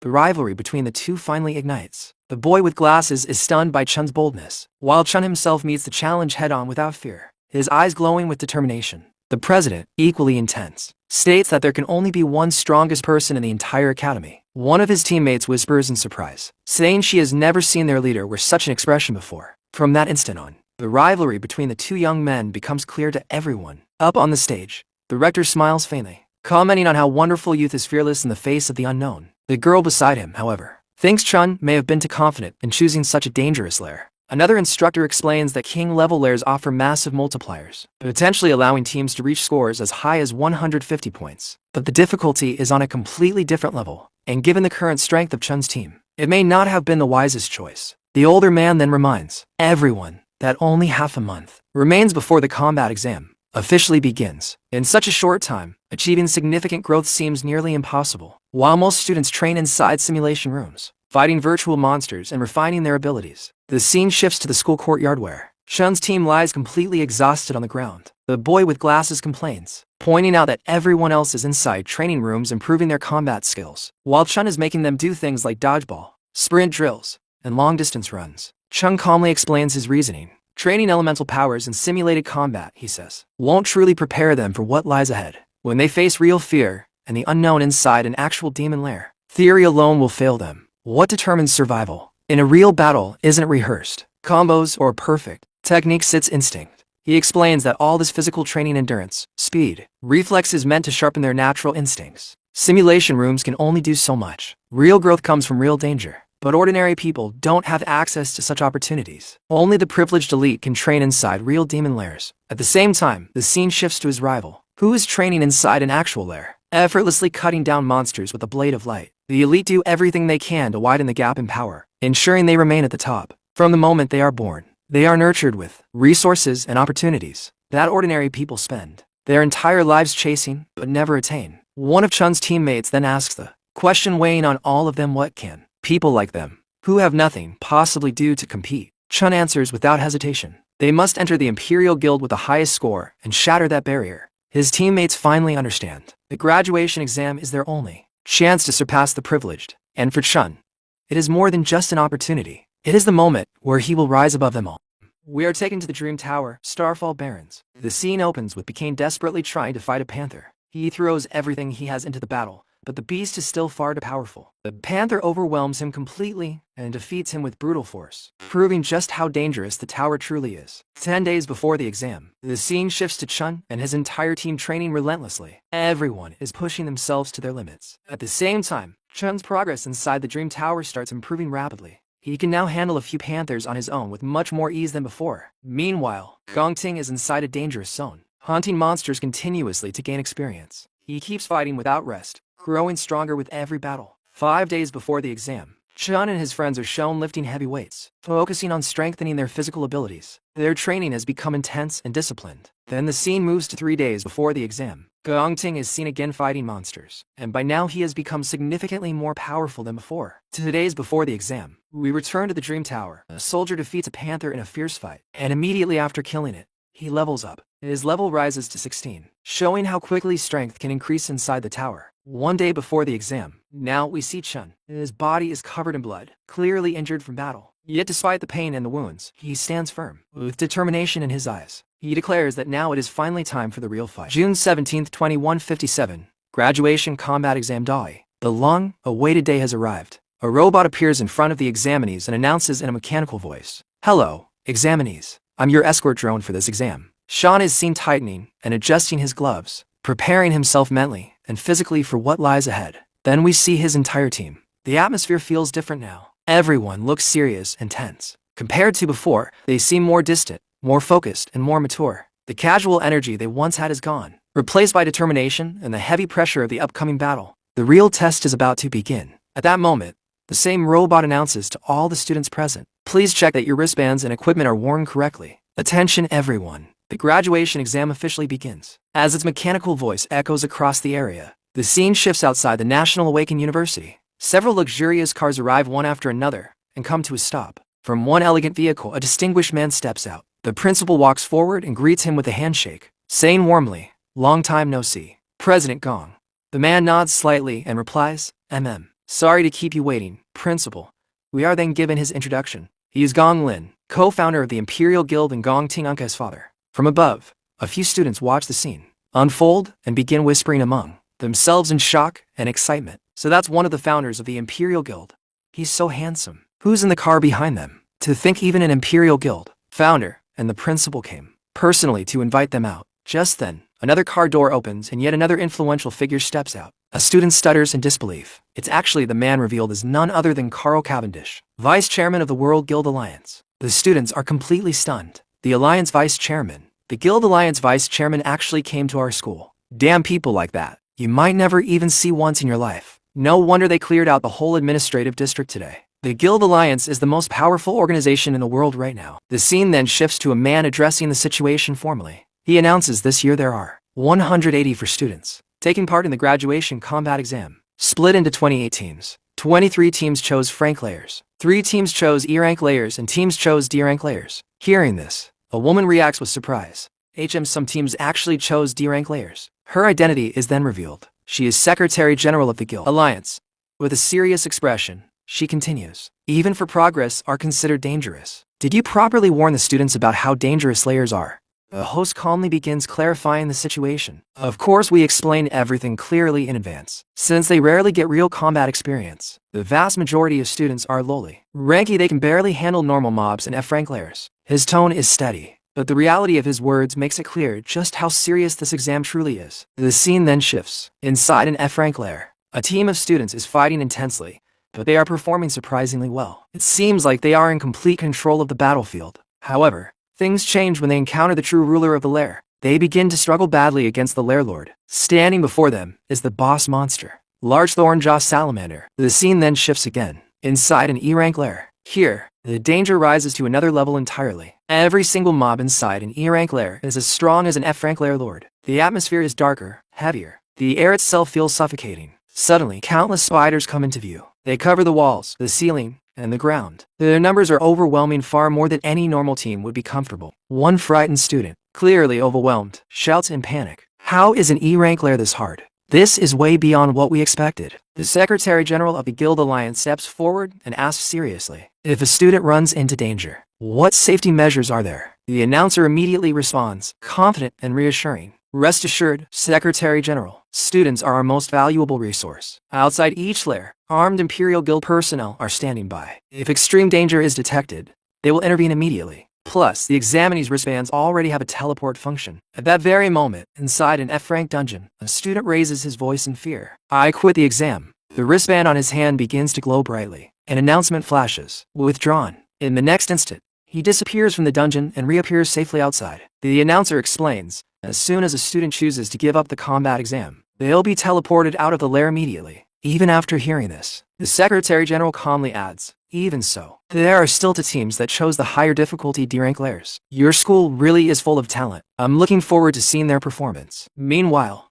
the announcer watches the broadcast silently, thinking to himself, "Yeah, I want to see how long they can last. Those kids will bail out soon enough." Our protagonist's team arrives in a vast snowy field, where the cold air bites there. skin, and visibility, is limited by the pale surroundings. Suddenly, they spot terrifying creatures, ghostly winged monkeys, ranked D assassins known for their incredible speed and deadly aerial attacks. The protagonist quickly explains that these monsters specialize in dive attacks from above, striking with insane velocity. He warns everyone to stay alert and be ready to react at any moment. Almost instantly, a swarm of these creatures charges toward them from the sky, preparing a rapid assault. The hero shouts a warning, and the group braces for impact. The attack hits hard. One of his friends is struck directly and sent flying across the snow from the sheer force. Another, the one with glasses, is knocked to the ground by a sudden strike he never saw coming. Only one teammate manages to leap into the air and narrowly dodge the incoming blow, crashing into the snow.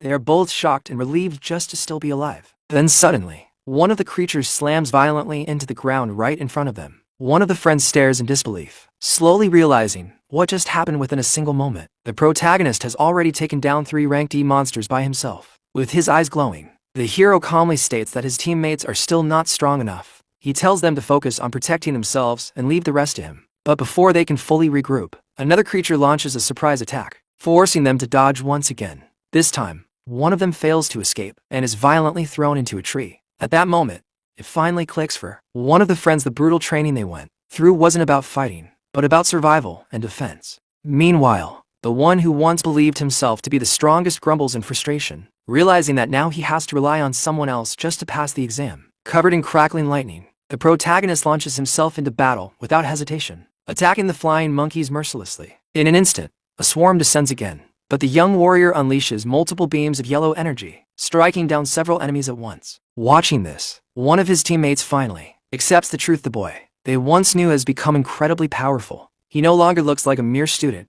but like a seasoned fighter. More lightning attacks tear through the air, hitting the swarm with precision and overwhelming force. One of the friends feels a mix of shock and insecurity, realizing just how far behind he has fallen compared to the protagonist. Suddenly, another monkey appears behind them, and one of the boys shouts a warning. Reacting immediately, the teammate with fire abilities leaps forward to intercept the creature midair. With flames engulfing his hand, he grabs the monster's leg just before it can strike, stopping its attack in a critical moment and proving that, despite everything, they are beginning to fight back together. The young warrior shouts loudly, calling the attention of his teammates and urging them to help. In that moment, they realize they can't just stand still and let their captain do everything alone. One of them gathers his courage and yells that this is his graduation exam. He refuses to be left behind. The other nods, his hand glowing with a strong green energy. Activating his ability, he launches a trap of vines toward one of the flying monkeys. The vines shoot forward and wrap tightly around the creature, moving at high speed, restraining it midair. The monster struggles violently, trying to break free from the vines, and to their shock,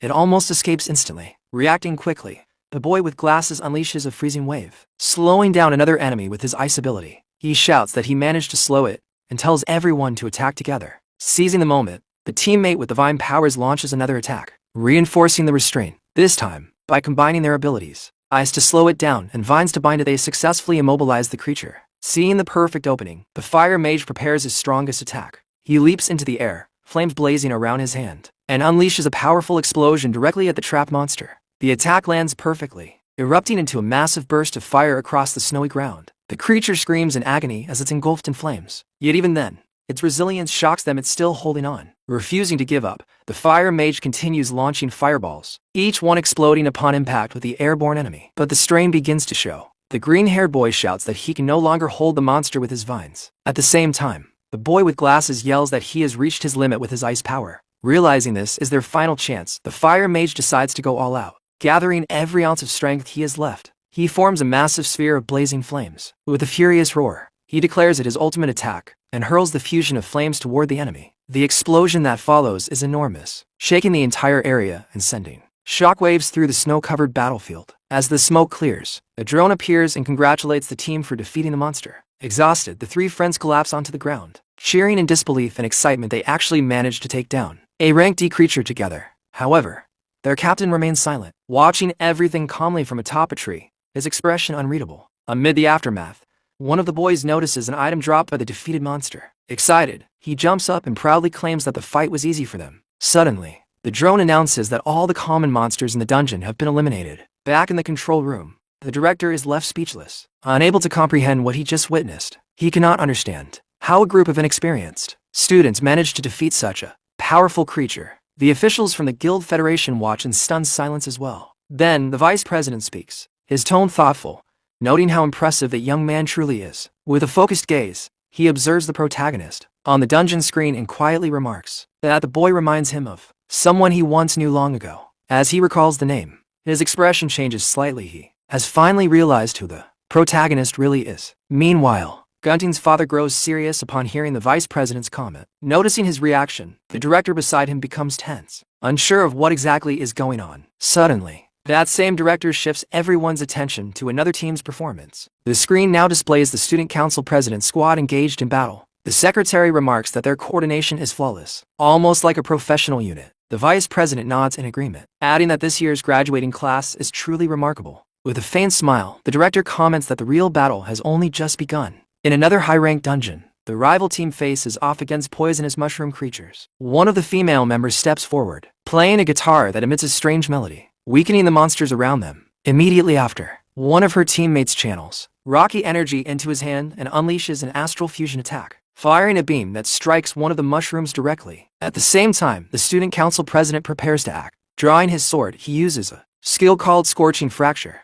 creating a massive explosion of flames that engulfs the battlefield. This is Gonting, a flame-type warrior who exudes confidence with every move. His teammates casually remark that these monsters are identical to the ones they faced during training, and one even suggests that the exam might have been manipulated by the Gong family to make things easier. Unbothered, the president's team pushes forward, heading straight toward the dungeon boss. Elsewhere, Chun and his team struggle through a raging snowstorm. The wind howls around them, the freezing air biting at their bodies as they push forward step by step. Chun turns around with a serious and determined expression, ready for whatever lies ahead. Finally, they reach the top of the mountain, and one of his teammates is shocked that they actually made it this far. But their relief is short-lived. Standing before them is the dungeon lord, a massive frost phantom monkey, feeding calmly as if it owns the entire mountain. The sheer size of the creature terrifies them, and they fear that even a single blow from it could be fatal. The monster slowly turns toward them, its glowing red eyes filled with rage. The boy with glasses panics, shouting that the creature is staring directly at him. With a deafening roar, the giant monkey charges forward.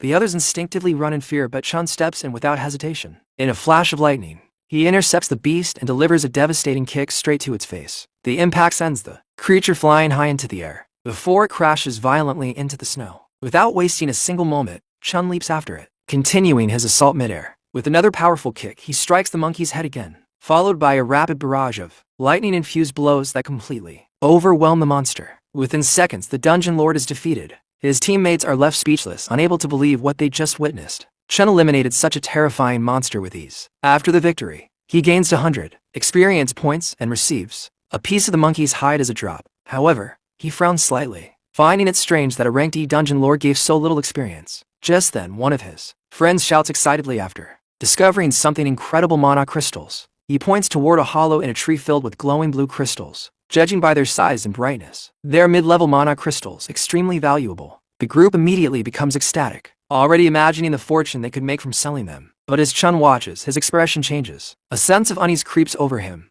and he quickly tells them to wait. Before he can stop them, one of his teammates touches a crystal. Instantly, it begins to glow intensely, reflecting all of their faces on its surface. Chun's reflection appears as well, and in that moment, he realizes something is terribly wrong. Without warning, the ground around them erupts with sharp ice spikes, revealing a hidden trap. The spikes shoot upward, freezing the fire mage and even the monitoring drone in place, trapping them completely. Their transmission is immediately cut off, and the control room loses all visual contact with Chun's team. Back outside, the director smiles in satisfaction, stating that they have fallen into the trap of an intelligent monster. The vice president grows concerned and suggests sending in the rescue team, but the rector raises his hand, asking everyone to remain calm. He explains that all the students' vital signs are still stable, and that none of them have chosen to withdraw. Therefore, the decision to continue or quit must remain in the hands of the participants themselves. Back inside the dungeon, the boy with glasses shivers and sneezes due to the intense cold surrounding them. He complains about the freezing temperature, though he admits that his class ability is helping him endure it for now. Thanks to his natural resistance to ice, the boy with glasses manages to endure the freezing cold for a moment. But suddenly,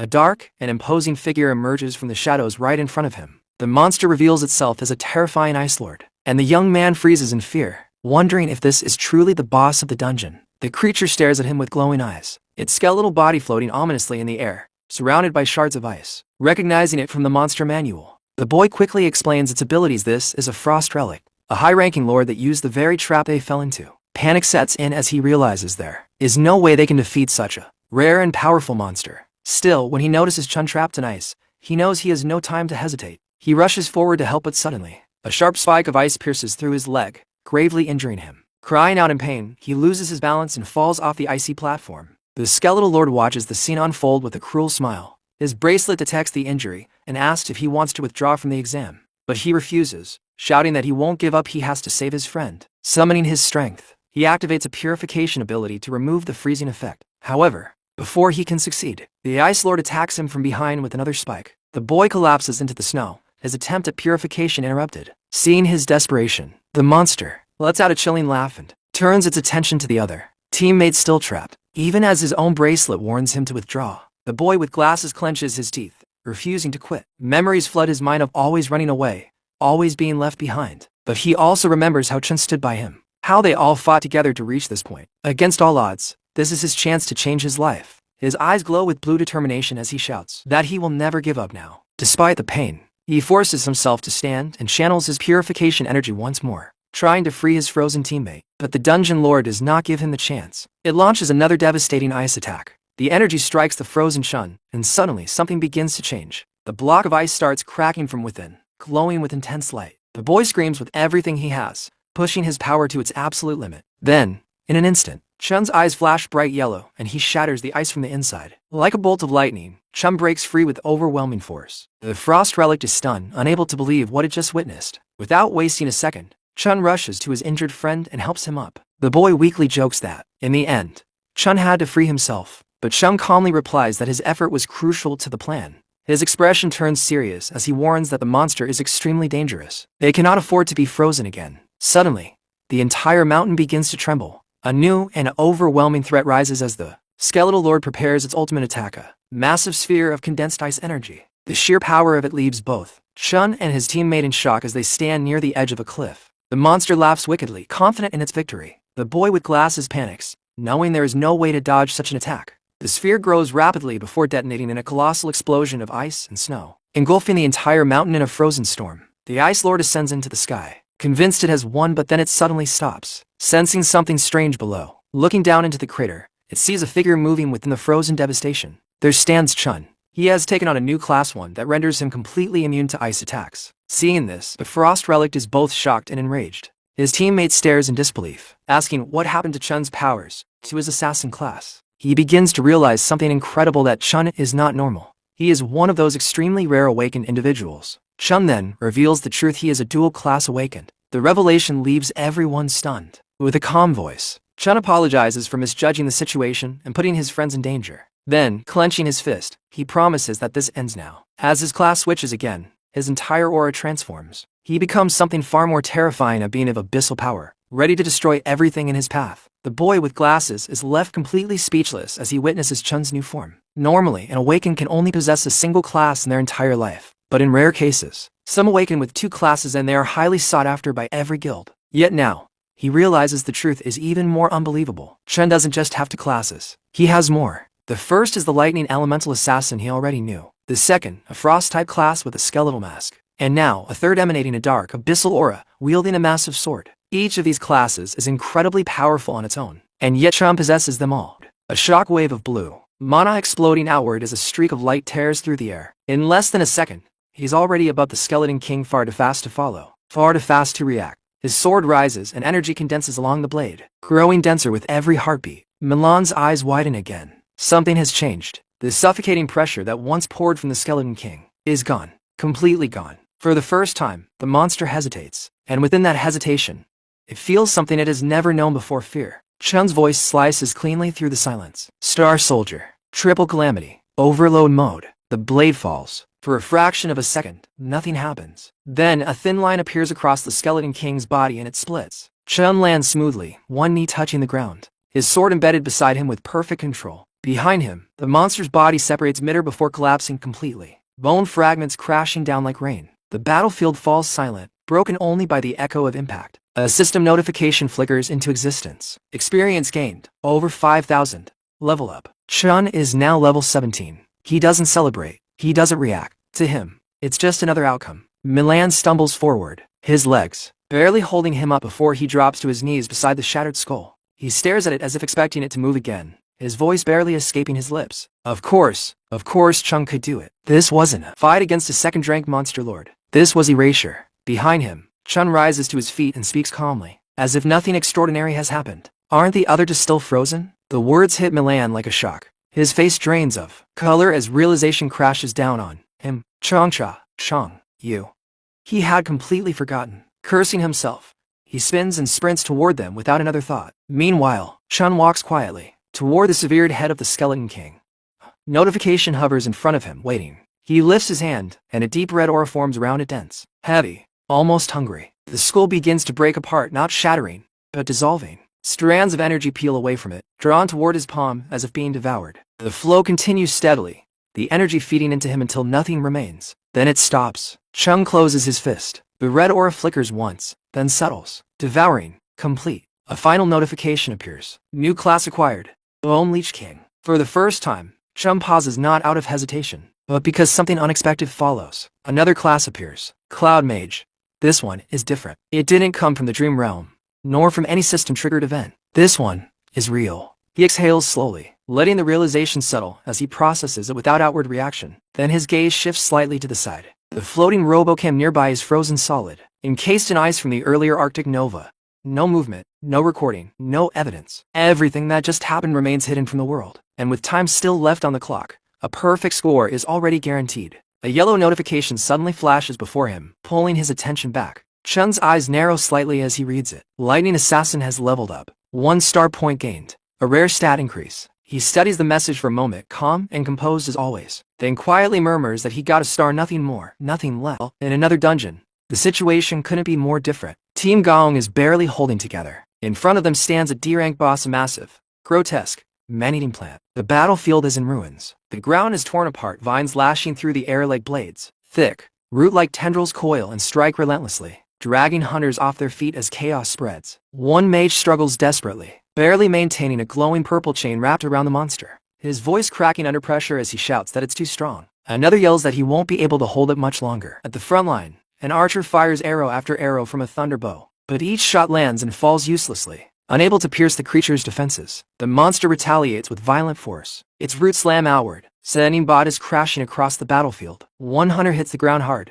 gasping for breath. This isn't something they were prepared for. Their training falls apart under the pressure. Fear begins to spread. Their formation breaks. Control slips away. And then, a voice cuts cleanly through the chaos. Gaodong. All eyes turn toward him. He stands behind them, completely still, untouched by the panic around him. The mages stand at his back, channeling their energy into him, their mana flowing steadily into his body. Slowly, his aura begins to rise. Then, it ignites. Flames coil around him, tightening and intensifying with each passing second. His eyes burn a deep, piercing red, locked onto the monster with absolute focus. That's enough, he says. He draws his sword and vanishes. The ground beneath his step shatters as he moves. In an instant, he appears directly in front of the monster. No hesitation, no pause. His blade drives straight into its core. Energy gathers at the point of impact, unstable and violent, trembling with destructive force. Then he roars. Flame Soldier. Saffron blade burst. The world flashes white and explodes. Flames erupt from within the monster, tearing through its body from the inside out. They don't spread out where they consume everything from within. In mere seconds, the massive creature collapses into burning fragments, reduced to nothing.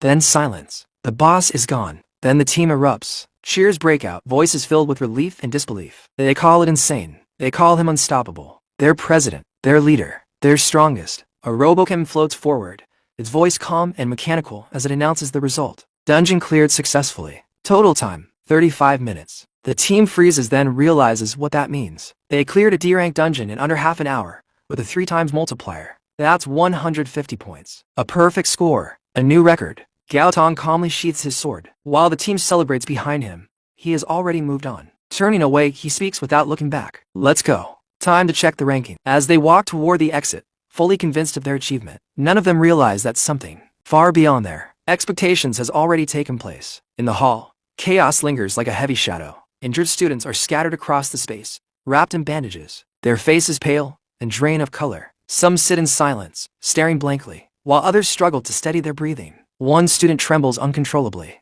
his voice breaking as he continues to beg the monsters for his life, unable to separate himself from the nightmare he just escaped. Nearby, a girl collapses into tears, her voice shaking as she describes just how overwhelming and terrifying the monsters were, her words spilling out between sobs. Gong Shan looks over the scene and scoffs, but then his gaze shifts and stops. Off to the side of the hall sits Chun's team. Ming and the others are relaxed, sitting casually as if nothing unusual has happened. And at the center, Chun stands quietly, composed as ever. Gong Shan's eyes narrow. This doesn't match what he expected at all. Still, he doesn't question it for long. Instead, he convinces himself of a simpler answer: they must have quit early. A faint smirk forms on his lips as he starts walking toward them, ready to expose what he believes is the truth. But before he can get close, a voice cuts through the hall. Gong and calls out to him. The sudden interruption stops Gong Chang mid-step. He turns slightly annoyed, but his attention shifts as his eyes move past Chun and land on the figure standing behind him, Carl Cavendish. A slow, deliberate clap echoes through the hall, instantly drawing everyone's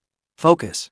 Cabinet moves forward with complete control, his presence alone enough to silence every conversation. The air itself seems to still as he speaks, his voice calm yet filled with undeniable authority as he praises the performances witnessed today behind him. The principal and Gong Lin enter as well, their presence only adding to the weight of the moment. The entire hall falls silent. Gong Shan's earlier arrogance disappears, replaced by excitement the moment he realizes who has arrived. At the same time, Gong Ting steps forward confidently, lifting his hand as if expecting recognition, but Caesar doesn't even spare him a glance. He walks straight past him. The gesture is simple, but its meaning is absolute. Gong Ting's hand remains hanging in the air, his expression frozen as Cavendish continues forward without pause. Step by step, he approaches until he stands directly in front of Chun. Then he speaks, his tone steady as he calls Chun remarkable and reveals the truth to everyone present. Chun's team cleared the deranged devil's cave. In just 21 minutes, a murmur ripples through the hall. This isn't just impressive, it's something even professional teams would struggle to achieve. Gong Shan's expression tightens as his earlier assumptions collapse completely, leaving no room for doubt. Yet at the center of it all, Chun's team remains steady,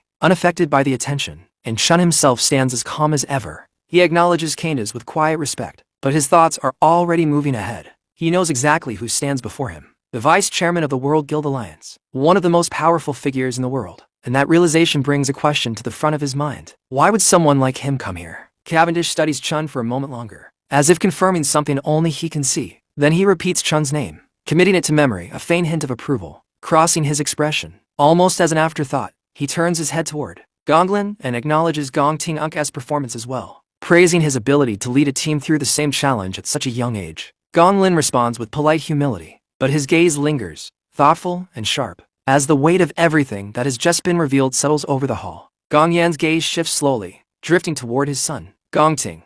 There is clear approval in his eyes. With that, Cavendish decides it is time to leave. He turns calmly, noting that it's getting late, and begins walking out alongside the principal. As he exits, he casually remarks that discovering talents like these is like finding rare prodigies. His words remain in the air even after he is gone, leaving a quiet weight behind. A moment later, Gong steps forward and clears his throat, pulling everyone back from their thoughts. The sound alone is enough to draw all attention toward him. He announces the final results of the assignment. Both teams have achieved perfect scores, a tie for a brief second. The words simply hang there. Then their meaning settles. Sean the hall erupts. Excitement bursts from every corner. Mailing jumps to his feet, unable to contain himself, shouting in celebration as the realization hits him. The rest of Chun's team follows, their tension finally breaking as relief and joy take over. Even the opposing team reacts with excitement, understanding what this means for them. Entry into the Empire Guild, a direct path to the top. But in the middle of all that celebration, one person remains completely still. Gong Ting. Gong Yan raises the stakes even further,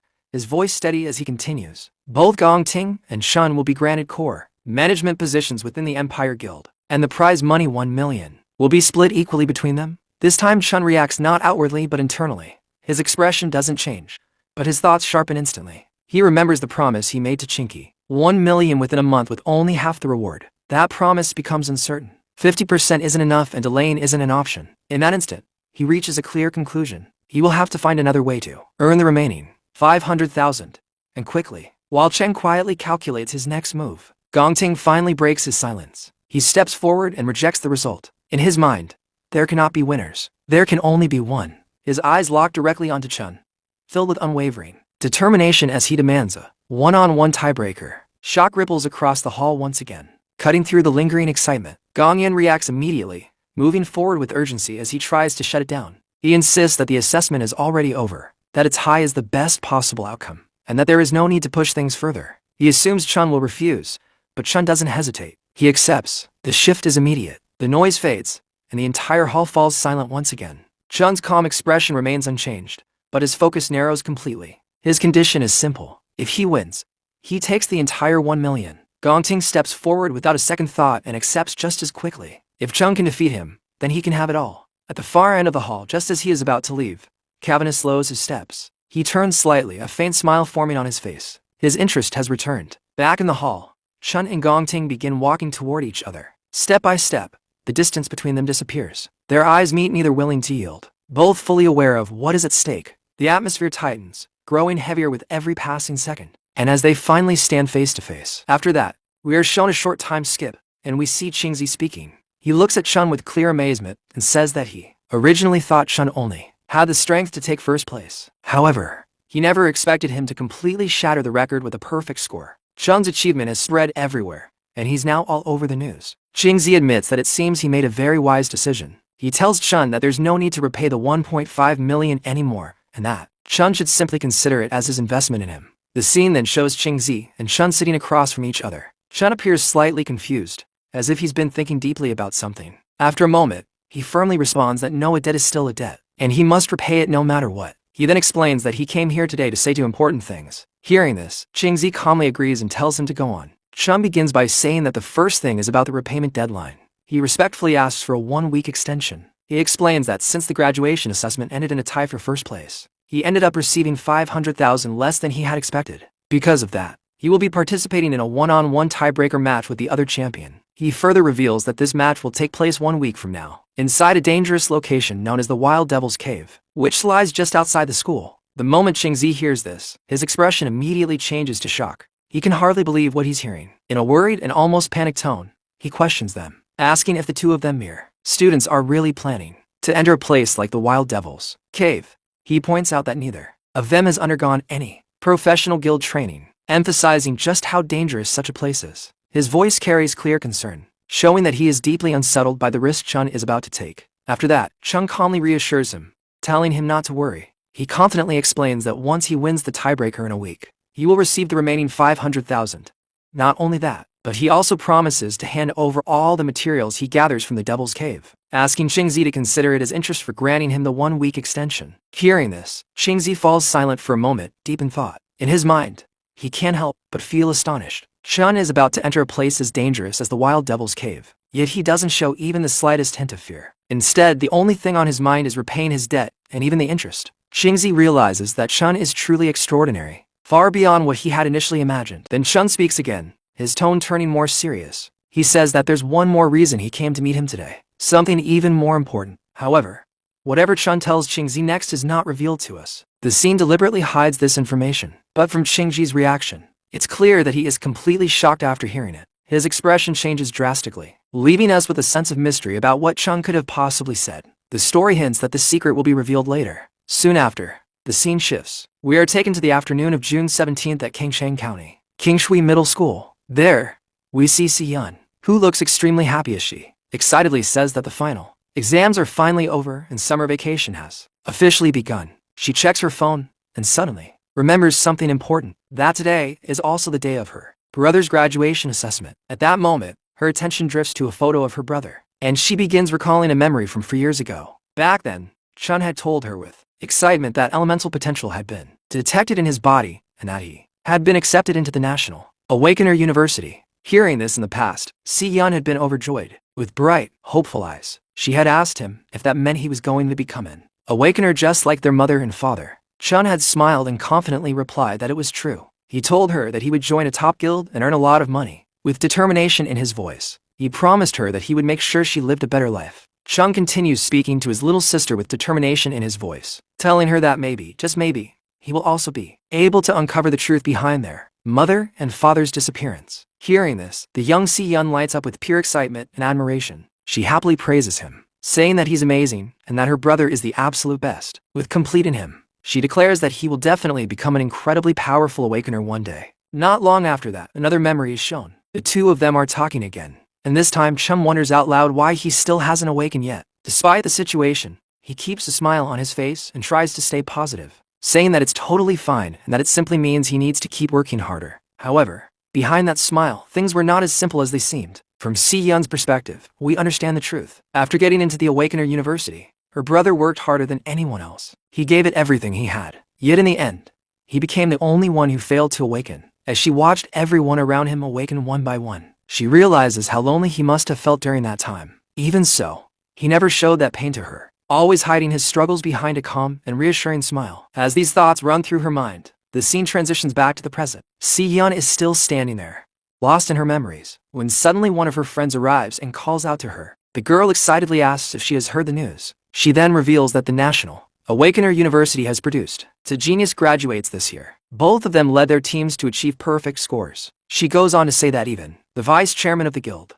alliance personally met them and praised them highly. And now the news is spreading everywhere. According to her, their entire Kangshang County is about to become famous because of this. Then she suddenly remembers something and asks Si-yeon if her brother also studies at that same university. At that moment, a pink-haired boy walks into the scene. Though his true intentions aren't clear, he greets Si-yeon politely, wishing her a good afternoon. He then tells her that he has booked a penthouse private room at the Zifeng building and casually asks if she will be free at 8 p.m. The narration then reveals his identity. His name is Jin Duokson, and he is a student from Shimizu University. Seeing this, Jatong is completely shocked. However, Si-yeon looks deeply frustrated. Without saying much, she suddenly starts walking ahead at a very fast pace, almost as if she's trying to escape her own thoughts. Watching her rush off like that, Jadong calls out in confusion, asking why she's walking so fast. Even the pink-haired boy is left surprised by her sudden reaction. At the same time, Si-yeon is lost in her own thoughts. In her heart, she can't stop thinking about how her brothers, classmates are making headlines everywhere for achieving perfect scores in their graduation assessment. Meanwhile, her own brother couldn't even manage to awaken. The thought hurts her deeply, and she feels a wave of sadness wash over her. She becomes emotional, almost on the verge of tears, thinking about how unfair it all feels. Determined to do something for him, she tells herself that she needs to hurry home and prepare a huge feast to cheer him up. In that moment, she looks both incredibly cute and heartbreakingly emotional. The scene then shifts to night. We see Chun sitting at a table filled with a variety of delicious dishes. The food looks incredibly tempting, clearly prepared with great care and effort. Seeing all of it, Chun is surprised and asks how she even managed to find the time to cook so much. However, Si-yeon doesn't respond. She simply sits there quietly, her silence speaking more than words. At the same time, the television in the background is playing the evening news. The broadcast announces that earlier that morning, Dongshin National Awakener University successfully concluded its graduation combat assessment. It goes on to mention that the vice chairman of the Guild Alliance, Carl Cavendish, personally visited the scene and warmly interacted with the students. Meanwhile, Si-yeon quietly looks at her brother and continues thinking to herself. Just as she suspected, he is forcing himself to act strong again. Failing the graduation assessment would be a massive blow to anyone, yet he isn't showing even the slightest sign of it. Watching him like this only makes her heart ache even more, as she realizes how much he must be hiding behind that calm expression. After that, the news broadcast continues, and a female anchor begins reporting in a clear and professional tone. She explains that this year's graduation assessment has resulted in a highly rare outcome, a dual champion situation. 2 genius students each led their respective teams to achieve perfect scores. She adds that Vice Chairman Carl highly praised the assessment in front of the media and was particularly impressed by one of the team leaders who managed to secure a perfect score. She then clearly announces the name student Chun. The moment Si-yeon hears this, she is completely stunned. Her eyes widen in disbelief as she quickly turns toward the television. In shock, she repeats to herself that the one who achieved a perfect score is Chun. The realization hits her all at once, leaving her frozen in place as emotions begin to surge within her. Right after this, the scene abruptly shifts to a completely different location. There, we see a hunter standing with his body covered in blood, marked with numerous scratches and wounds, as if he had just gone through a brutal battle. In front of him stands a man speaking in a cold, unforgiving tone. He says that he had set everything up: the stage, the opportunity, even the audience, and yet the performance was completely ruined. It is then revealed that this man is none other than Gong Ting's father, and the injured person before him is Gong Ting himself. His father continues, his voice filled with disappointment and anger. He tells Gong Ting that he didn't win, he lost to some unknown nobody. The words cut deep, especially as we see the injuries covering Gong Ting's body, blood still seeping from his wounds. Without showing any sympathy, his father declares that from now on, Gong Ting will no longer be allowed to make his own decisions. Everything has already been arranged for the upcoming combat tiebreaker that will take place in a week. He coldly states that since Gong Ting is incapable of handling it on his own, he will step in and ensure the outcome himself by any means necessary. In his eyes, there is only one acceptable result. First place can belong to no one else but the Gong family. His tone remains icy and merciless throughout, making it clear that he is willing to do whatever it takes to secure victory. Chun speaks in a calm yet observant tone, analyzing the situation carefully. It is reported that this graduation assessment produced a highly rare dual champion outcome. As he continues, his focus sharpens on the battlefield in front of him. There are always two lionesses engaging him in close combat, pressing him from the front with relentless coordination. Meanwhile, the other two remain on standby at a distance, watching, waiting for the right moment to intervene. And above all of them, the Lion King maintains the greatest distance. Despite being their lord, it never involves itself directly, it never dirties its own hands. At that very moment, the panthers begin advancing toward him, preparing to strike. Chun reacts instantly, moving forward with incredible speed to meet them head-on. As he closes the distance, he mutters with a hint of curiosity. The abilities of this Lion King lord are very strange. Now standing right before where the Lion King should be, he presses forward, continuing his analysis. Whenever I find an opening and attempt to attack it, in a flash, he strikes down one of the panthers effortlessly. However, just as quickly, the Lion King vanishes from its position. Chun's eyes narrow as he realizes what has happened. It reappears next to the lioness farthest away from me. The realization deepens. Their movements are not random. They are calculated. They rapidly adjust their positioning based on the situation. But their formation remains eternally unchanged. He turns his gaze toward the Lion King again, attempting to gather information through the system, but nothing appears. There is no data, no readable detail. It's as if the system itself cannot comprehend that entity. I still can't manage to hit the lord of this floor. After the intense graduation assessment battle finally comes to an end, a notification echoes in his mind. His lightning assassin class has gained a star. Class proficiency increased. Chun reflects on this quietly, understanding something important. By frequently using a specific class, its proficiency can indeed increase. A small, but crucial realization, one that could shape the outcome of future battles. After that, he continues in a low, steady voice. But even so, as his words trail off, the scene reveals numerous panthers surrounding him from all directions, their presence tightening like a noose. The tension in the air grows heavier with each passing second. Just then, the perspective shifts, and we are shown Ling Yu, who watches everything with sharp, attentive eyes. She speaks with clear astonishment. The extent of that guy's power has increased so much in such a short period of time. Meanwhile, inside the Devil Tower, Chun stands alone, his body crackling with intense lightning energy that continuously surges outward, illuminating the space around him. The sheer force radiating from him makes it evident that he is no longer the same as before. The scene shifts once again, revealing Carl Cavendish. With a composed demeanor, he simply says, "Good work. Eat the meat first." His tone is casual, yet carries an underlying authority. Ling Yu, however, seems to have something more on her mind. She looks at him and adds, "There is one more thing. I've recently noticed a suspicious individual as well. He made contact with you not too long ago." Carl Cavendish pauses slightly before responding, uttering a single name, Kite. Ling Yu continues, presenting the information she has gathered. These are all the reports compiled so far over the past year. It hasn't exposed any traces whatsoever. Her words imply that despite careful observation and investigation, this individual remains completely untraceable. It is then revealed that this moment takes place on the night of the graduation combat assessment. As Carl casually tastes the food in front of him, he remarks with satisfaction, as expected, "Dongshin Nation's premium Wagyu beef is the most delicious. How is progress on your end?" The scene cuts again, returning to an earlier moment when we saw Si-Yun. She stands there, overwhelmed, her voice trembling slightly as she says, "He really made it to the top."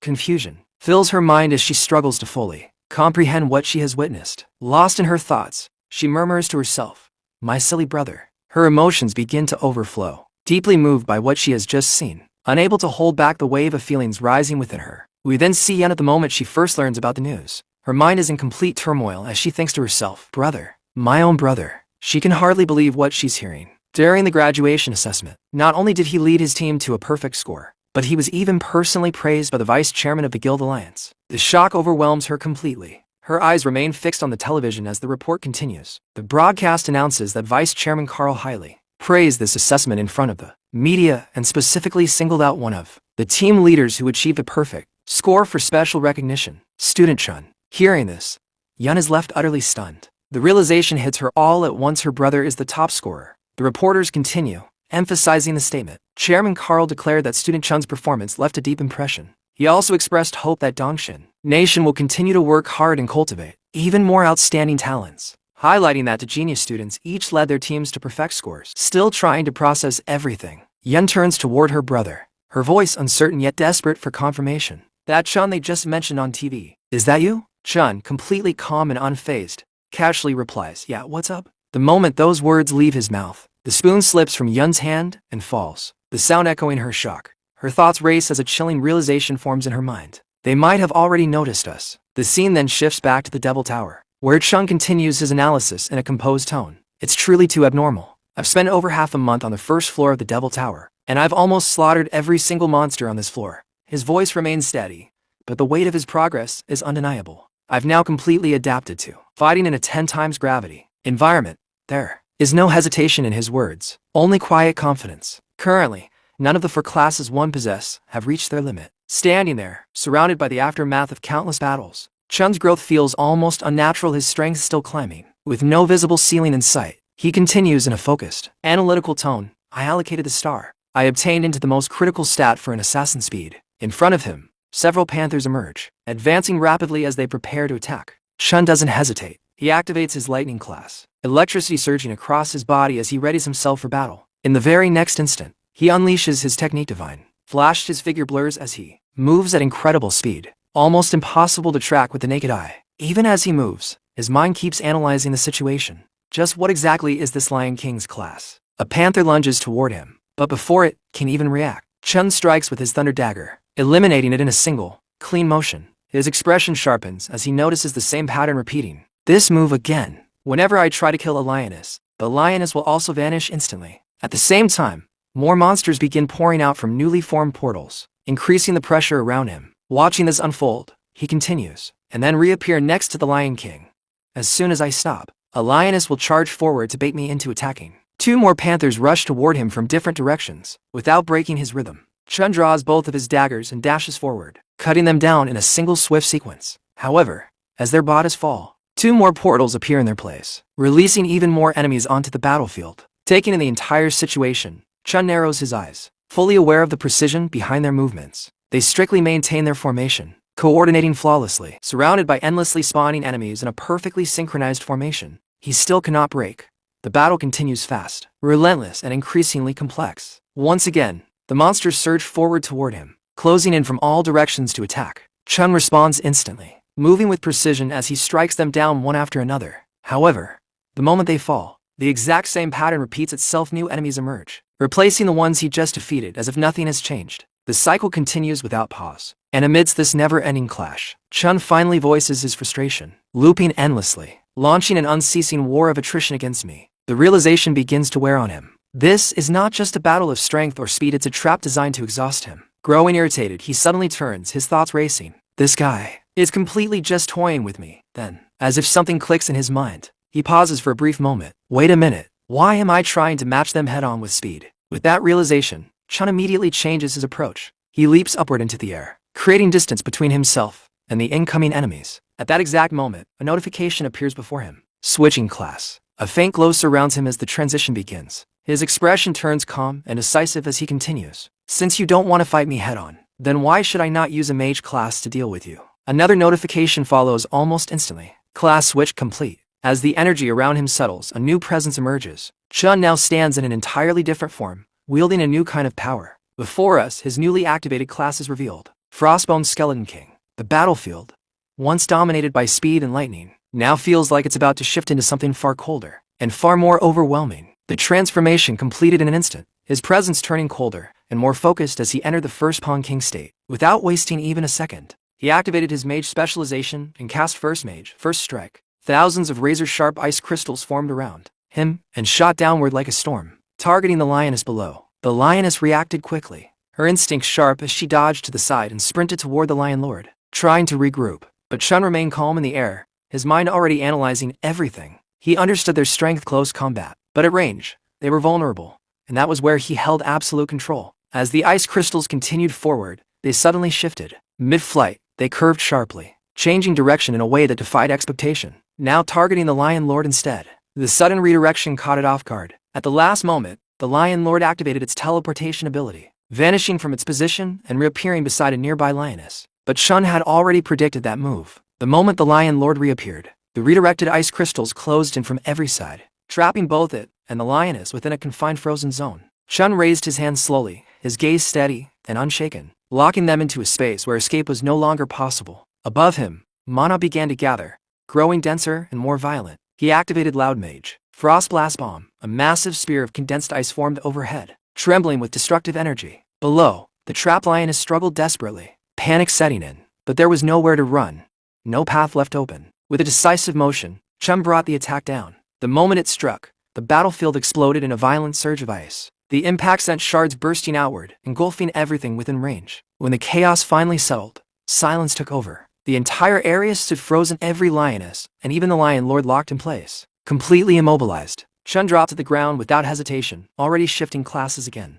His aura flared as he transitioned into Infernal Axis. Drawing his H-rank sword, he moved forward immediately. For him, the fight was not over until every enemy was completely erased. His eyes glowed as he activated Stellar Warrior. Entering a heightened state of combat, his movements became sharper, faster, and far more precise. He unleashed a relentless series of strikes, each blow carrying crushing force. Finally, with one powerful vertical slash, he cut through the battlefield, shattering the frozen enemies. One after another, the lioness bodies collapsed. Their dark forms began to fade, dissolving into nothingness within seconds. Only the Lion Lord remained, his body still and unmoving. Chun stood quietly as the system responded. His level rose to 24, and rewards flooded in 4 Phantom Mode bones and 1 Phantom Mode art. But his attention shifted instantly to the Lion Lord's corpse. A Devourer notification appeared. Without hesitation, he stepped forward and placed his hand on the body. Energy began to flow as he activated Devourer. A thick mist started to rise around him as he forced the process, demanding to know its class, pulling the answer out through absorption. The rising mist from the Lion Lord's corpse was drawn completely into Chun's body, vanishing as if it had never existed. When he opened his hand, something new had formed, a card resting in his palm. The Phantom Lion King card. He stared at it for a moment, studying its details carefully, and then the realization settled in. This was a Tamer-type class. Everything about the battle suddenly made sense. The Lion Lord had never planned to fight directly. It had relied entirely on its contracted beast, keeping itself hidden behind them, while controlling the entire battlefield. Its teleportation, its careful positioning, the way it avoided direct confrontation, it had all been intentional, part of a calculated strategy. Chun's eyes moved across the card again, stopping at one ability in particular, Force Beast Contract. The power behind it was clear, but so was its condition.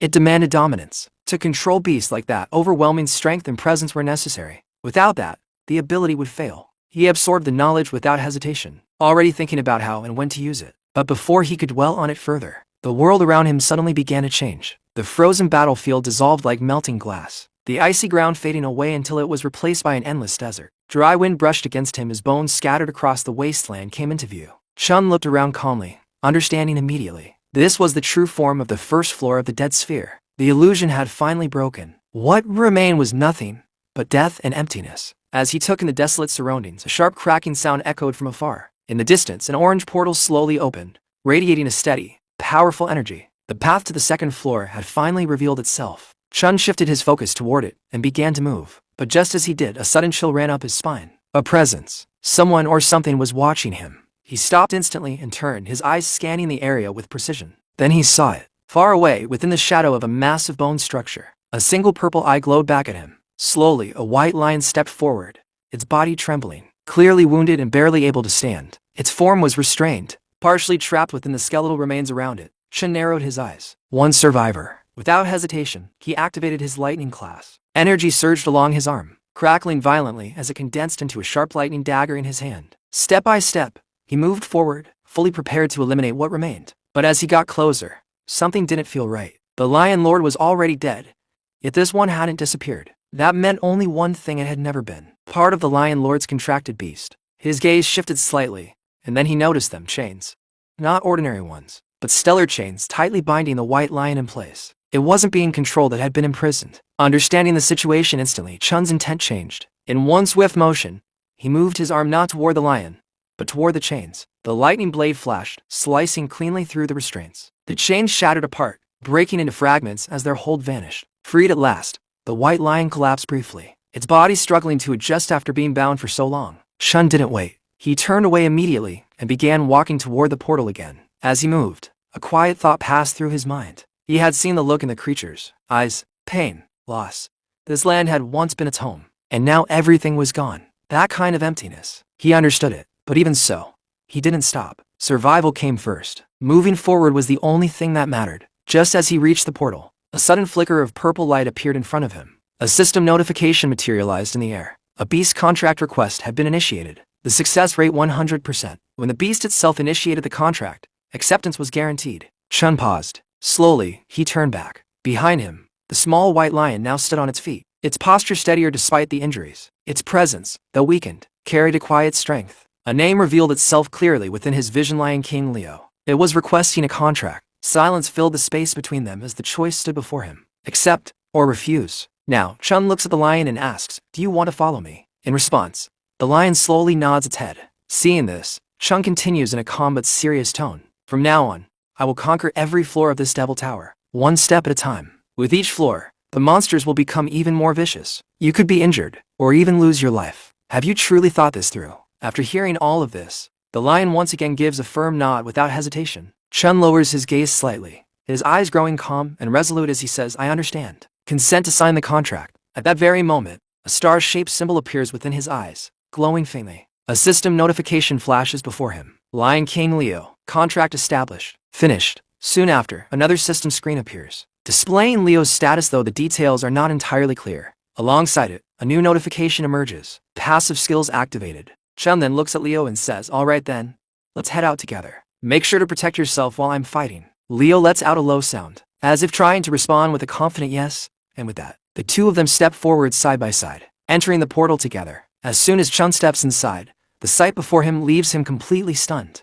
The entire place is surrounded by flowing lava on all sides, radiating an intense, suffocating heat. Only a few scattered stone structures stand amidst the molten landscape, barely offering any sense of stability. Overwhelmed by the scorching temperature, Chun blurts out, "It's so hot. I feel like I'm going to melt at any moment." Beside him, Leo curiously moves closer and even tries to touch the lava, seemingly unfazed by the danger. Watching this, Chun narrows his eyes slightly and mutters, "I wonder what we'll encounter on this floor." But before he can think any further, a sudden attack rushes toward them at an unimaginable speed. In that split second, Chun tries to react, but it's already too late. Something pierces through his body instantly, leaving him no time to even process what happened. His vision fades, and just like that, his life ends on the spot. The next moment, Chun jolts awake in his bed, his breathing uneven. A faint, almost disbelieving laugh escapes him as he says, "I was killed in an instant, yet I hadn't even caught a glimpse of the monster. Just what kind of terrifying power was that? What exactly is the monster on the second floor?" Just then, a voice calls out from the other room. "It's Ian. Bro, come out and eat breakfast." The scene shifts to the dining table, where a full spread of breakfast has already been prepared. The food looks incredibly delicious and abundant. Seeing it, Chun can't help but say, "This breakfast is an absolute feast." From the other side, Si-Yun adds casually, "Bro, remember to wash the dishes in the sink after you eat. Also, hang the clothes from the washing machine in 30 minutes. Watching her hurry away, Chun calls out, "Zhao Yun, where are you going in such a rush? Hasn't summer vacation already started?" Without stopping, Si-Yun replies, "My summer job." Hearing that, Chun looks surprised and says, "Didn't I tell you that you could leave? The money matters to me." Si-Yun turns back toward him, her expression firm yet calm, and says, "My brother has made it to the top, so his sister can't fall behind. Besides, isn't staying home all summer boring?" With that, she quickly shuts the door behind her. From outside, her voice echoes one last time, "I'm off. Remember to wash the dishes and hang the clothes." After she leaves, Chun quietly finishes his chores. Once done, he heads toward his room, lost in thought. Yen has always been like this. She lives her life with grit and determination, no matter the circumstances. She is clearly still just a child, yet in front of her, I feel like the one being cared for. Once things at school are finished, I must deal with the Demon King wrath. I won't be able to stay by Zhao Yun's side for much longer. She is the only person I truly worry about. Suddenly, something clicks in his mind. He pauses and says, "Wait, perhaps I could do this." At that exact moment, a portal opens above him without warning. From within it, Leo drops straight down from above, falling right into the room. Chun turns around, a look of realization crossing his face as he says, "I actually managed to summon a contracted beast from the Dreamscape Devil Tower." But before he can think any further, Leo immediately begins looking around the room and within seconds, starts tearing apart anything he can get his claws on. Furniture, objects, anything within reach is not spared. Watching this chaos unfold, Chun sighs internally and begins to think, in that case, I can have Leo follow Zhao Yun while I'm away. I'll be able to notice the moment she encounters danger and rush to her side. Zhao Yun has loved cats and dogs since she was little. If it's a small lion, I'm sure she accept it. Just then, a loud crashing sound echoes from the other room. Chun rushes over at full speed, only to witness the complete mess Leo has created. Looking at the destruction, he mutters with a dry expression, "Yeah, I'm pretty sure she's not going to accept this." The scene then shifts outside. A CCTV camera is shown, completely destroyed. Nearby, a hunter or perhaps just a normal awakener lies in a terrible condition. His body trembles uncontrollably, clearly on the verge of collapse. blood flowing heavily from his wounds. In front of him, a terrifying sight appears: a demonic hand. Its appearance is eerily similar to the demon Shun had fought at the very beginning. The injured man, barely holding on, looks up in fear and weakly asks, what are you going to do? The demon slowly moves closer toward him. In the man's eyes, the reflection of that monster becomes visible, and it looks almost identical to the one seen at the start of the story, radiating the same overwhelming and sinister presence. The demon moves without hesitation. In a single, brutal motion, it drives its hand straight through the man's body. There is no time to react, no chance to escape. The attack is instant and absolute. The man's body goes limp, his life extinguished in that very moment. The scene shifts. We now see Yun walking through a nearby area after finishing her work. Stretching slightly, she sighs in relief and says, finally off work. There are far too many people buying milk tea during summer vacation. She carries a small bag in her hand as she makes her way forward. Step by step, she turns into a quiet alley, the same place where the CCTV cameras have been destroyed. The atmosphere feels unusually still. As she slowly walks deeper inside, a faint sense of unease begins to creep in. Just then, something brushes past her from behind. Startled, Young quickly turns around to look. Before she can process what's happening, a voice speaks from the shadows. You finally arrived. After that, we see a boy, and someone says, I've been waiting for ages. Iris.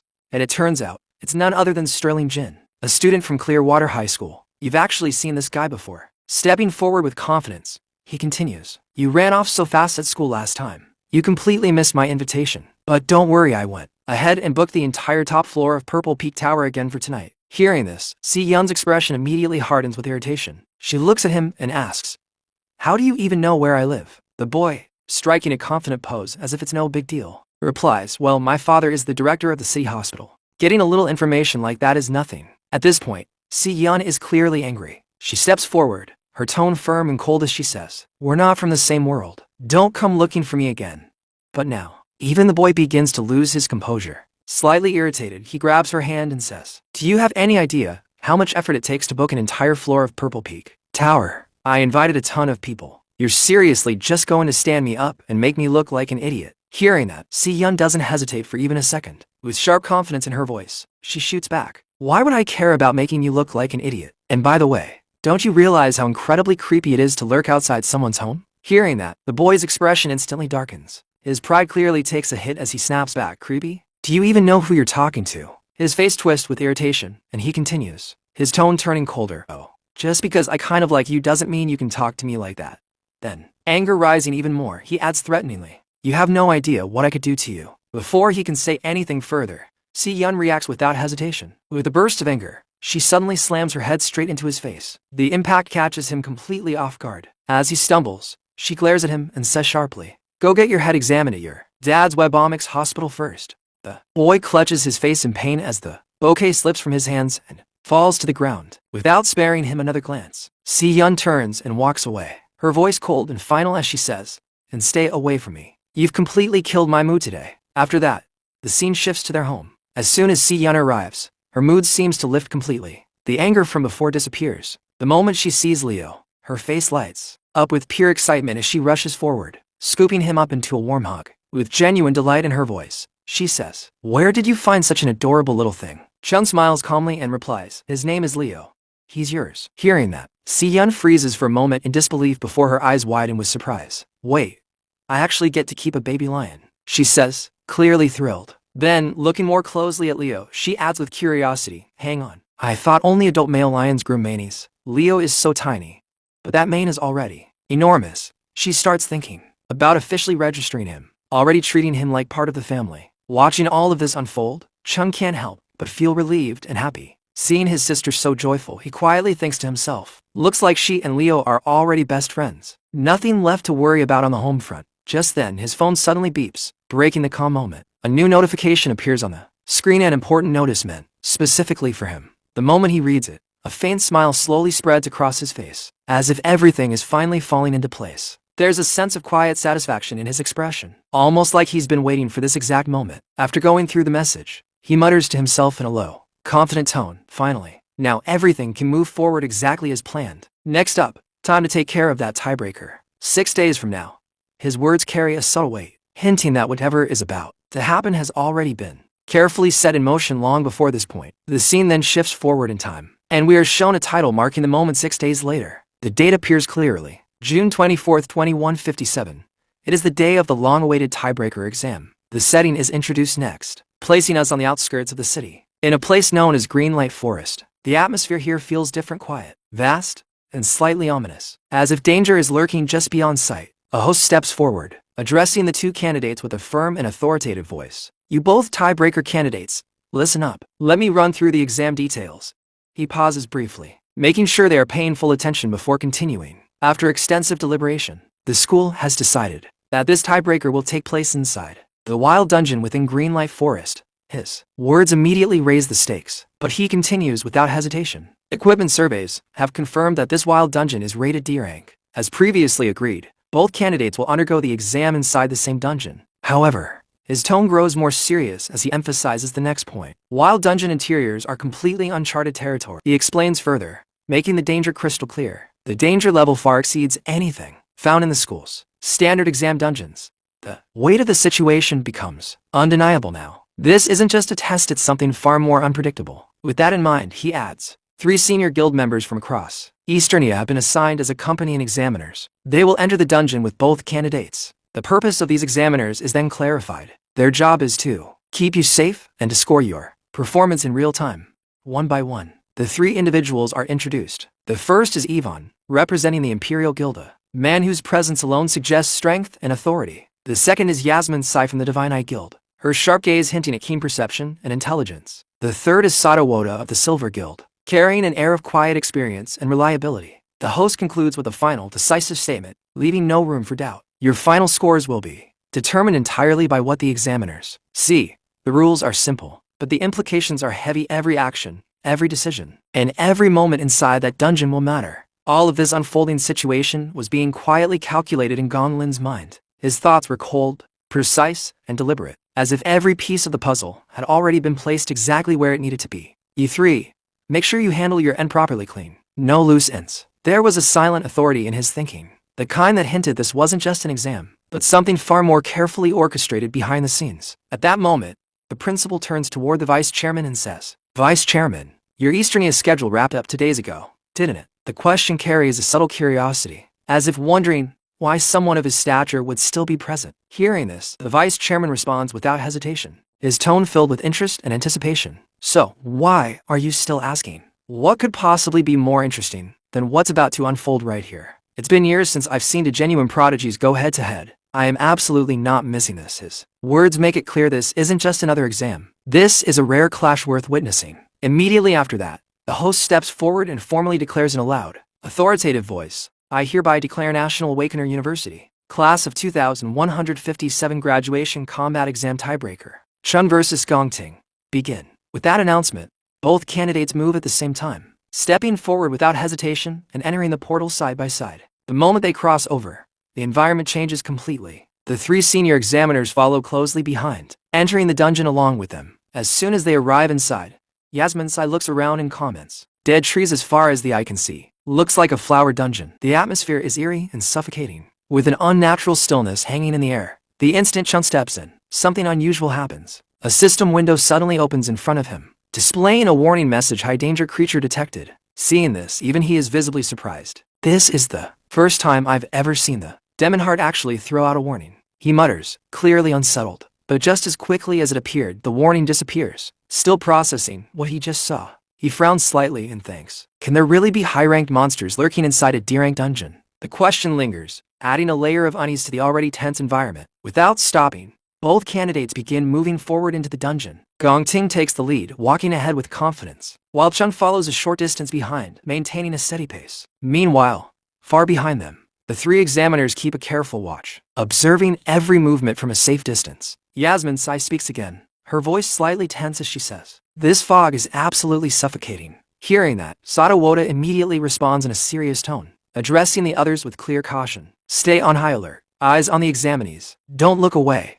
The warning is simple, but the meaning is clear. Something about this dungeon isn't right, and any moment of carelessness could turn dangerous. Suddenly, the ground begins to crack open beneath them, the earth splitting apart with a sharp, unsettling sound. From within those fractures, a monster emerges, its presence immediately filling the area with danger. It is identified as a poison cage ant. The moment the creature reveals itself, Gongting reacts without the slightest delay. In one smooth motion, He draws his katana and lunges forward, closing the distance with incredible speed, clearly intent on eliminating the monster before it can fully act. Watching this, Sato Woda remarks with clear recognition of Gong Ting's skill. His reaction time is something else. A wild dungeon monster's aura, completely different breed from the ones back at school, faster, crueler, and they fight filthy. His warning proves true instantly. The poison cage ant launches a rapid barrage of venom attacks toward Gong Ting, each strike quick and lethal. But Gong Ting doesn't falter. With precise movements, he cuts through every incoming attack using his katana, advancing step by step until he reaches the monster. In a single decisive strike, he lands a powerful blow. However, the creature isn't completely finished yet. Without hesitation, Gong Ting follows up immediately, delivering one more clean attack that completely destroys the monster in an instant. As the battle ends, faint flames begin to flicker from his katana, emphasizing the sheer power behind his technique. Yasmin Sai, observing closely, analyzes his performance with sharp clarity. He moved the instant that monster showed its face, and shut down every single one of its ranged attacks without breaking a sweat. Field response 10 out of 10. Yvonne follows up, equally impressed. He tracked down and severed the monster's venom launching organ on the very first move, stripping it of any ability to keep fighting. Combat logic 10 out of 10. Sato Woda adds his own assessment, his tone firm and conclusive. And then, not even a heartbeat's hesitation. One finishing technique, one clean kill. Finishing power 10 out of 10. Positioning, crowd control, execution, all of it like a scalpel. Absolutely surgical. And this was a wild dungeon monster. He pauses briefly before continuing, emphasizing the significance. For a student to perform with that kind of ice-cold composure and decisiveness, that is genuinely exceptional. But then, his tone shifts slightly as he brings up the comparison. Now compare that to the other examinee, Chun. He didn't so much as react when the monster appeared, just wandering around over there without a care in the world. A complete and total fail by any standard. Unbeknownst to them, Gong Ting hears every word, their evaluation echoing in his mind. The scene then shifts outside the dungeon, where a large group is watching everything unfold in real time. Among them, Vice President Carl Cavendish turns to the principal and asks, "What do you think Chun is actually after out there?" The principal, calm and thoughtful, replies, "My guess? He's hunting for." He pauses briefly, then continues with quiet certainty, "A way to sweep the whole thing in one move." At that exact moment, inside the dungeon, Chun suddenly stops moving. His expression sharpens, as if he has found exactly what he was looking for. In his hand, a lightning-infused dagger crackles with energy. With complete confidence, he mutters, "Found it." Without wasting a second, he strikes. The attack lands instantly, triggering a massive explosion that shakes the surroundings. The impact is overwhelming. Multiple monsters are forced out into the open at once, and many are wiped out in that single devastating move. Seeing this, Yasmin Kai's eyes widen in shock as she exclaims, "He's going straight for the monster nest? Has he completely lost his mind?" Sato Woda is just as shocked as everyone else, his composure breaking as he blurts out in alarm, "Those are D-rank monsters in there. You're going to get everyone killed out here." The sheer scale of what's happening is beyond what anyone expected. Even Gong Ting, who had just demonstrated flawless combat, is left stunned. Watching Chun's actions unfold, he mutters to himself in disbelief, "Is he actually going to?" At that very moment, the scene shifts to Chun, and what they see completely overturns everything they thought they knew about him. He appears in his lightning assassin avatar, his entire presence wrapped in crackling energy. Without hesitation, he activates a movement technique known as Flash God. The moment he uses it, everything changes. His speed becomes so overwhelming that it's nearly impossible to track him with the naked eye. He moves like a streak of lightning, vanishing and reappearing across the battlefield in an instant. One by one, the monsters are cut down, their bodies slicing apart almost simultaneously as flashes of light streak through them. It's not a fight, it's a complete massacre. The attacks are so fast and precise that the monsters don't even have time to react. Moments later, Chun lands calmly on the ground, as if nothing extraordinary just happened. Then, almost in slow motion, the bodies of all the monsters begin to fall around him, collapsing one after another. Watching this, the three senior examiners are left completely speechless. One of them finally manages to speak, his voice filled with disbelief. What in the world did he just do? The report had him listed as E-rank only. He just wiped out that many D-rank monsters at once. Isn't that just a little too broken? Yvonne, still processing what he witnessed, frowns slightly and says, "So, how exactly are we supposed to score this? There's really no way to justify giving this examinee a low score." But Sato Woda, still trying to regain control of the situation,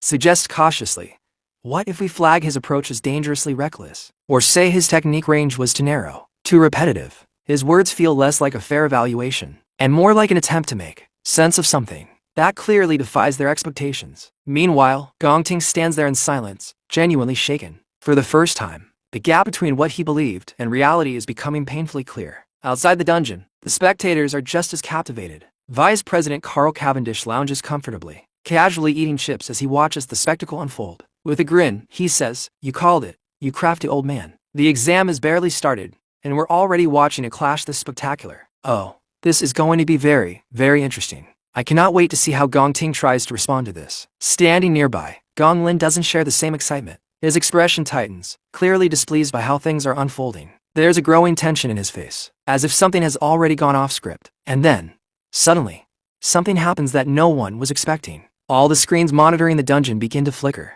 The visuals distort, turning blurry, just like what happened during the previous test. Within seconds, the display is overwhelmed with interference, and a warning appears across the screen's signal low. Seeing this, the principal frowns and says, Why is the signal cutting out again?" The scene immediately shifts to the outside of the dungeon, where several specialists are working frantically with their equipment, trying to figure out what's going wrong. Alerts keep flashing across their system's signal anomaly detected. Even more concerning, the dungeon's rank reading, which was previously stable at D rank, suddenly shifts and becomes unknown. One of the specialists, clearly panicking, shouts out, What on earth is happening to this dungeon?" Everyone's attention turns toward the dungeon gate. Slowly, something unnatural begins to occur. The gate itself starts to change. Earlier, a green light glowed steadily at its center, but now, that light begins to darken, shifting into a deep, ominous black. A voice breaks through the growing fear as one of the staff members points toward it and says in shock, "The entrance, it's gone."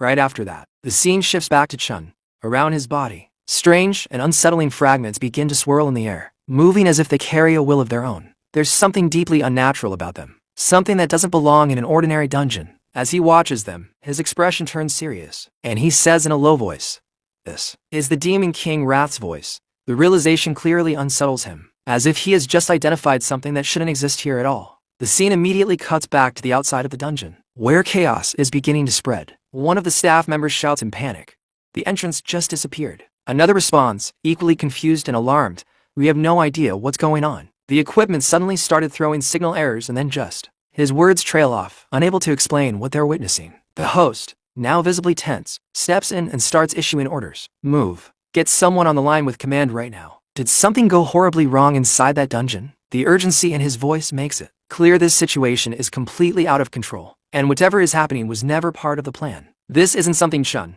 Gong Ting, or anyone else caused intentionally. Even they are caught off guard by the sudden turn of events. Back inside the dungeon, the atmosphere grows heavier with every passing second. Yasmin Sai frowns slightly and says, "Hey, is anyone else hearing that?" Her voice carries a hint of unease. Sato Woda listens carefully before responding.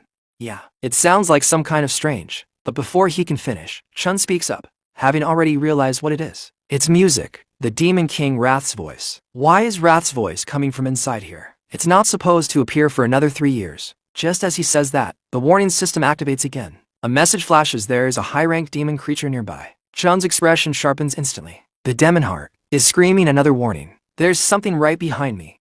At that moment, all of them slowly turn around, their eyes drawn toward the source of the sound. The music, it's coming from there. The area ahead is completely engulfed in thick, suffocating fog, making it impossible to see clearly. The atmosphere becomes tense and heavy, fear creeping in as they try to make sense of what's hidden within. Watching the fog-covered area, one of the senior examiners says cautiously, "That place, it's completely covered in fog." His voice trails off as something begins to emerge from within. From the dense mist, a figure slowly steps forward, a monster unlike anything they've encountered so far. Its presence alone radiates a terrifying energy, so intense that it sends a chill through everyone present. And then, something even more shocking happens. The creature speaks. "Humans, you walked right into my hands." Hearing those words, Sato Woda's eyes widen in disbelief. That thing, it can talk. A monster that can form words. His shock quickly turns into realization. It has to be at least C rank. High tier. How does something like this exist inside a D rank dungeon? The question hangs in the air, unanswered, as the true danger of the situation finally reveals itself. At that moment, Sato Woda realizes the situation has completely crossed the line.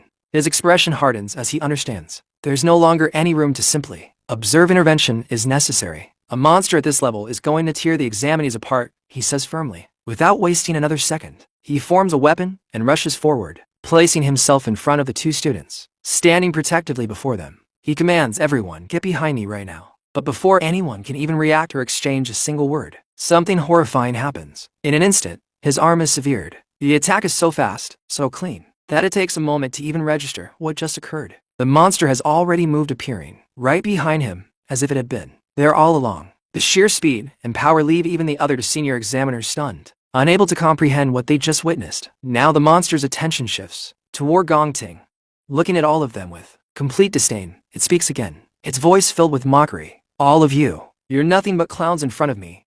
And before anyone can react, it strikes. Its hand pierces straight through Gongting's body, delivering a brutal and direct blow. You will die, it declares coldly. But Gongting's pride and willpower refuse to break. Even in that critical moment, his determination surges to another level. Gritting his teeth, his eyes burning with anger, he begins channeling all of his power. The flames around him intensify as he roars internally, refusing to back down. In one swift motion, he retaliates, his flaming katana cutting through the monster's limb in a single decisive strike. Even the monster seems momentarily surprised by his resilience. Without stopping, Gongting follows up by driving a powerful kick into the creature, forcing it back. However, the distance gained is minimal. The monster stabilizes itself almost instantly, barely affected, breathing heavily but still standing firm. Gongting turns slightly toward Chun and says with absolute conviction, "This overlord drew first blood on me, under the principle of combat priority. It belongs to me. Don't you dare interfere." Hearing this, Chun falls silent. Instead of arguing, he simply observes. Activating his ability, he quickly assesses the situation. Gongting's rank C rank, mid-tier. The monster C rank, high tier. The difference is clear, and the danger is undeniable. At that moment, the other two senior examiners rush down toward them, their concern now overriding everything else. "Cole, you need treatment now," one of them says urgently. "I strongly recommend we suspend the exam and pull out right now. This monster is completely out of your league." But Gongting refuses to listen. Ignoring their warnings, he channels the heat from his own flames, forcing it into his wound. The injury begins to burn as he tries to seal it through sheer force. Watching this, Chun's eyes narrow slightly as he realizes what's happening. He's using the raw heat of his own flames to cauterize the wound. Gongting's anger finally erupts completely. With a fierce glare, he snaps, "Recommendation rejected." At the same time, an intense surge of flame energy bursts from his body, growing stronger and more violent with each passing second. His presence alone becomes overwhelming, heat radiating in waves as he roars. "This fight doesn't end until one of us is down." Without hesitation, both he and the monster charge straight at each other, their clash about to ignite at any moment. The tension inside the dungeon reaches its peak, raw power against raw power, neither side willing to back down. At that exact moment, the scene cuts to outside the dungeon, where the situation is just as critical. A white-haired man steps forward, his expression calm but serious as he speaks with authority. "We've seen dungeon entrances vanish before. It means there's something with genuine intelligence operating inside. It opens the entrance on purpose, lures humans in, and then snaps the trap shut with them inside." The identity of this man is revealed: Silas Lin, the leader of the King Squad from the Imperial Guild.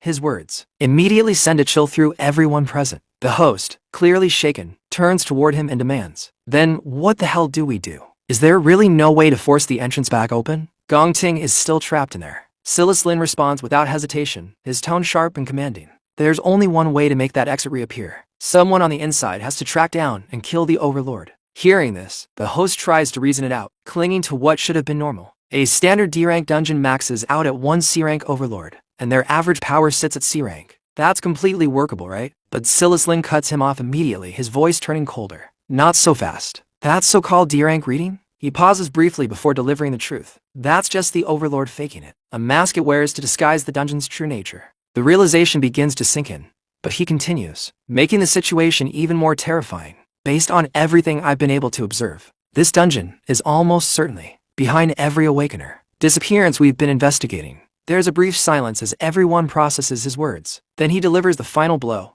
his voice heavy with certainty. "What we're actually standing in front of right now is an extraordinarily dangerous B-rank dungeon." After that, the monster immediately lunges at Gongting, attacking him with full power. As we already know, the monster is far stronger, and it begins pushing Gongting backwards step by step. During this exchange, Gongting suffers several cuts as he struggles to keep up with the relentless assault. The pressure keeps building until the monster unleashes a heavy, devastating attack. But at the last moment, Gongting dodges it with a swift jump and, with sharp confidence, says, "Your guard is down." At that very instant, his katana begins to glow, radiating energy. With a determined look, he follows up, "I've got you now."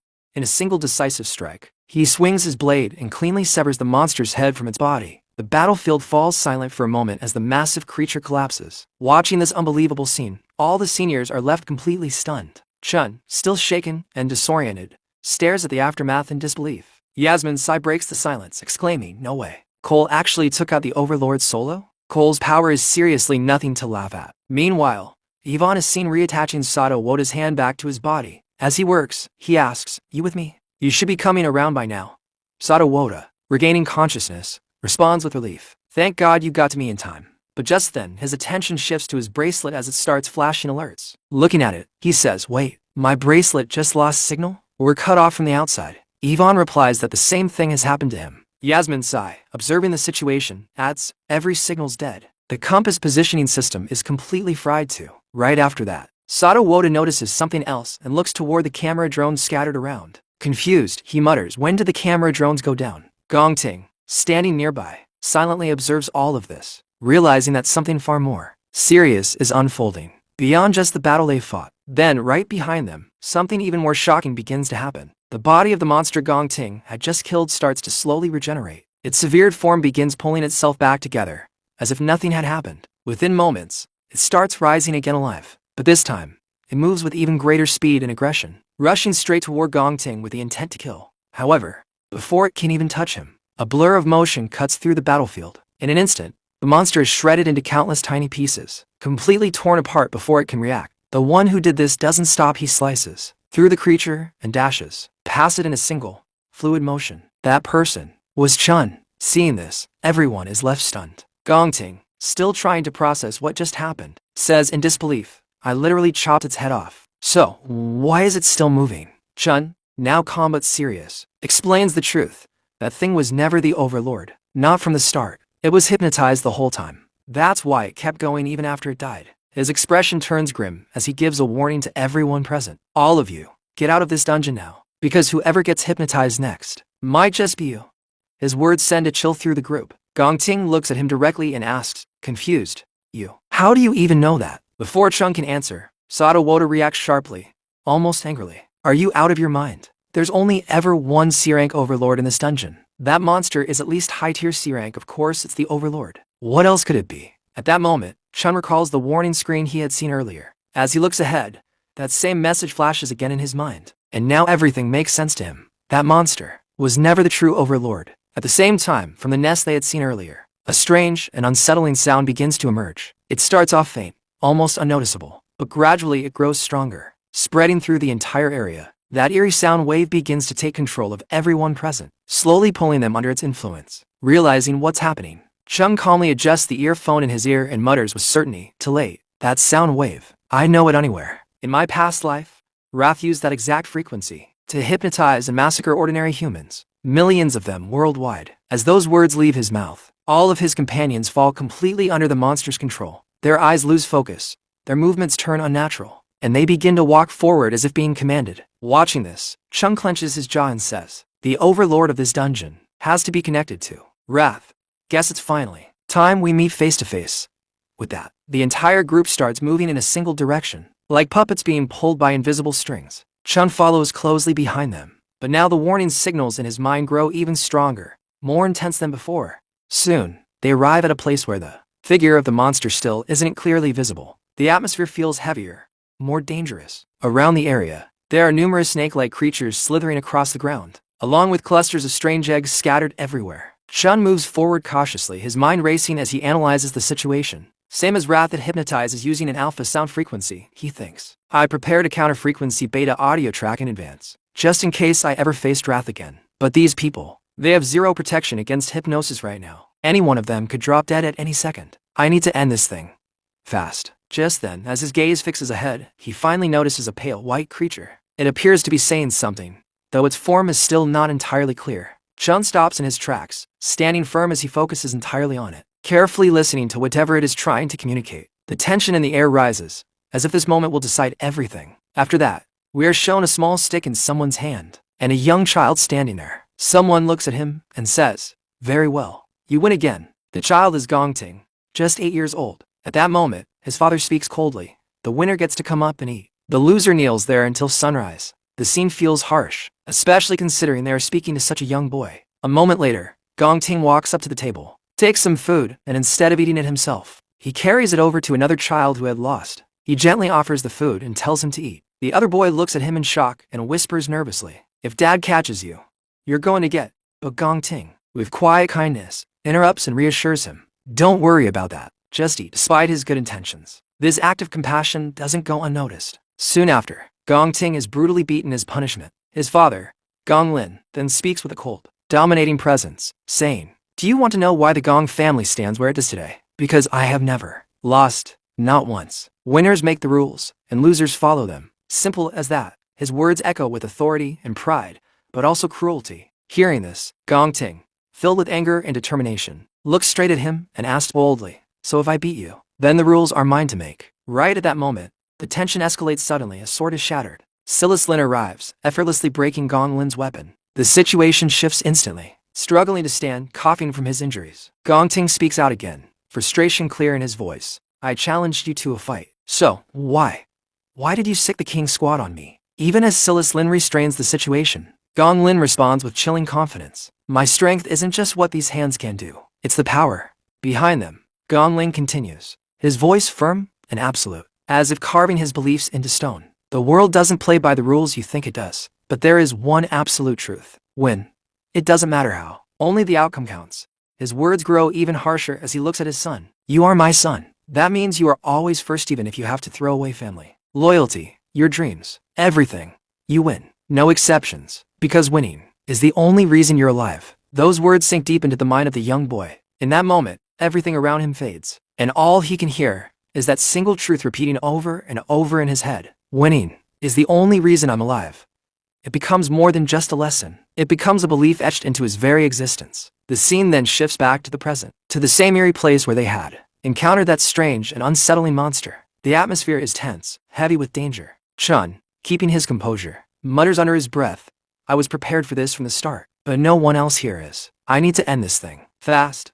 His eyes sharpen with determination as he considers making his move. But just as he's about to act, Gong Ting suddenly stops him. Stepping in, he lowers his voice, but speaks with urgency and control. "I don't know how you slipped past the hypnosis, but I've got my own way of keeping my head straight, so listen carefully. If you make a move now and blow our cover." He pauses for a moment, letting the weight of his words sink in before finishing. "Everyone here dies. All of them." Then, directing Chun's attention towards something even more alarming, he adds quietly, "You see those eggs?" Gong Ting keeps his voice low but urgent as he explains the danger. "If anything sets them off, forget the Overlord. We're talking dozens of C-rank monsters swarming us at once. We're dead, no question."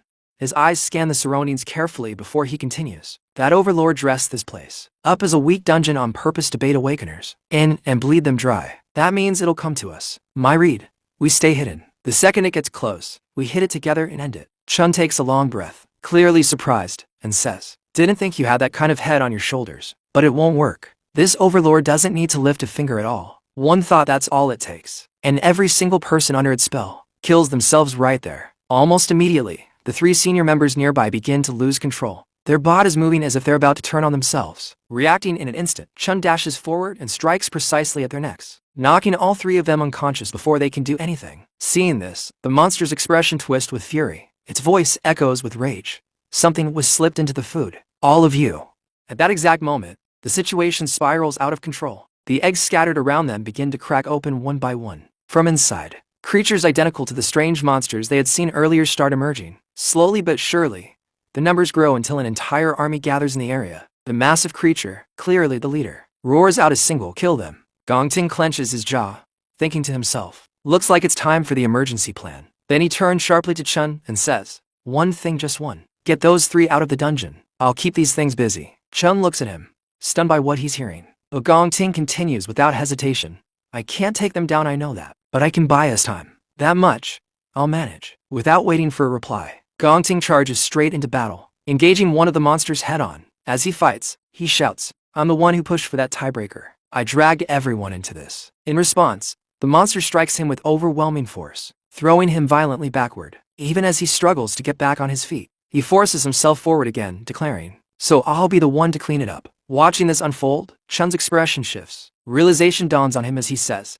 "Looks like I had you all wrong. But you weren't the only one who said yes to that trial." At that moment, an interface suddenly appears before him, a class change notification. Without hesitation, he accepts it. In an instant, his presence transforms as he steps forward, now equipped with his lightning assessment class. Sparks of energy begin to gather around him as he draws his lightning dagger, positioning himself beside Gong Ting. ready to face the overwhelming swarm together.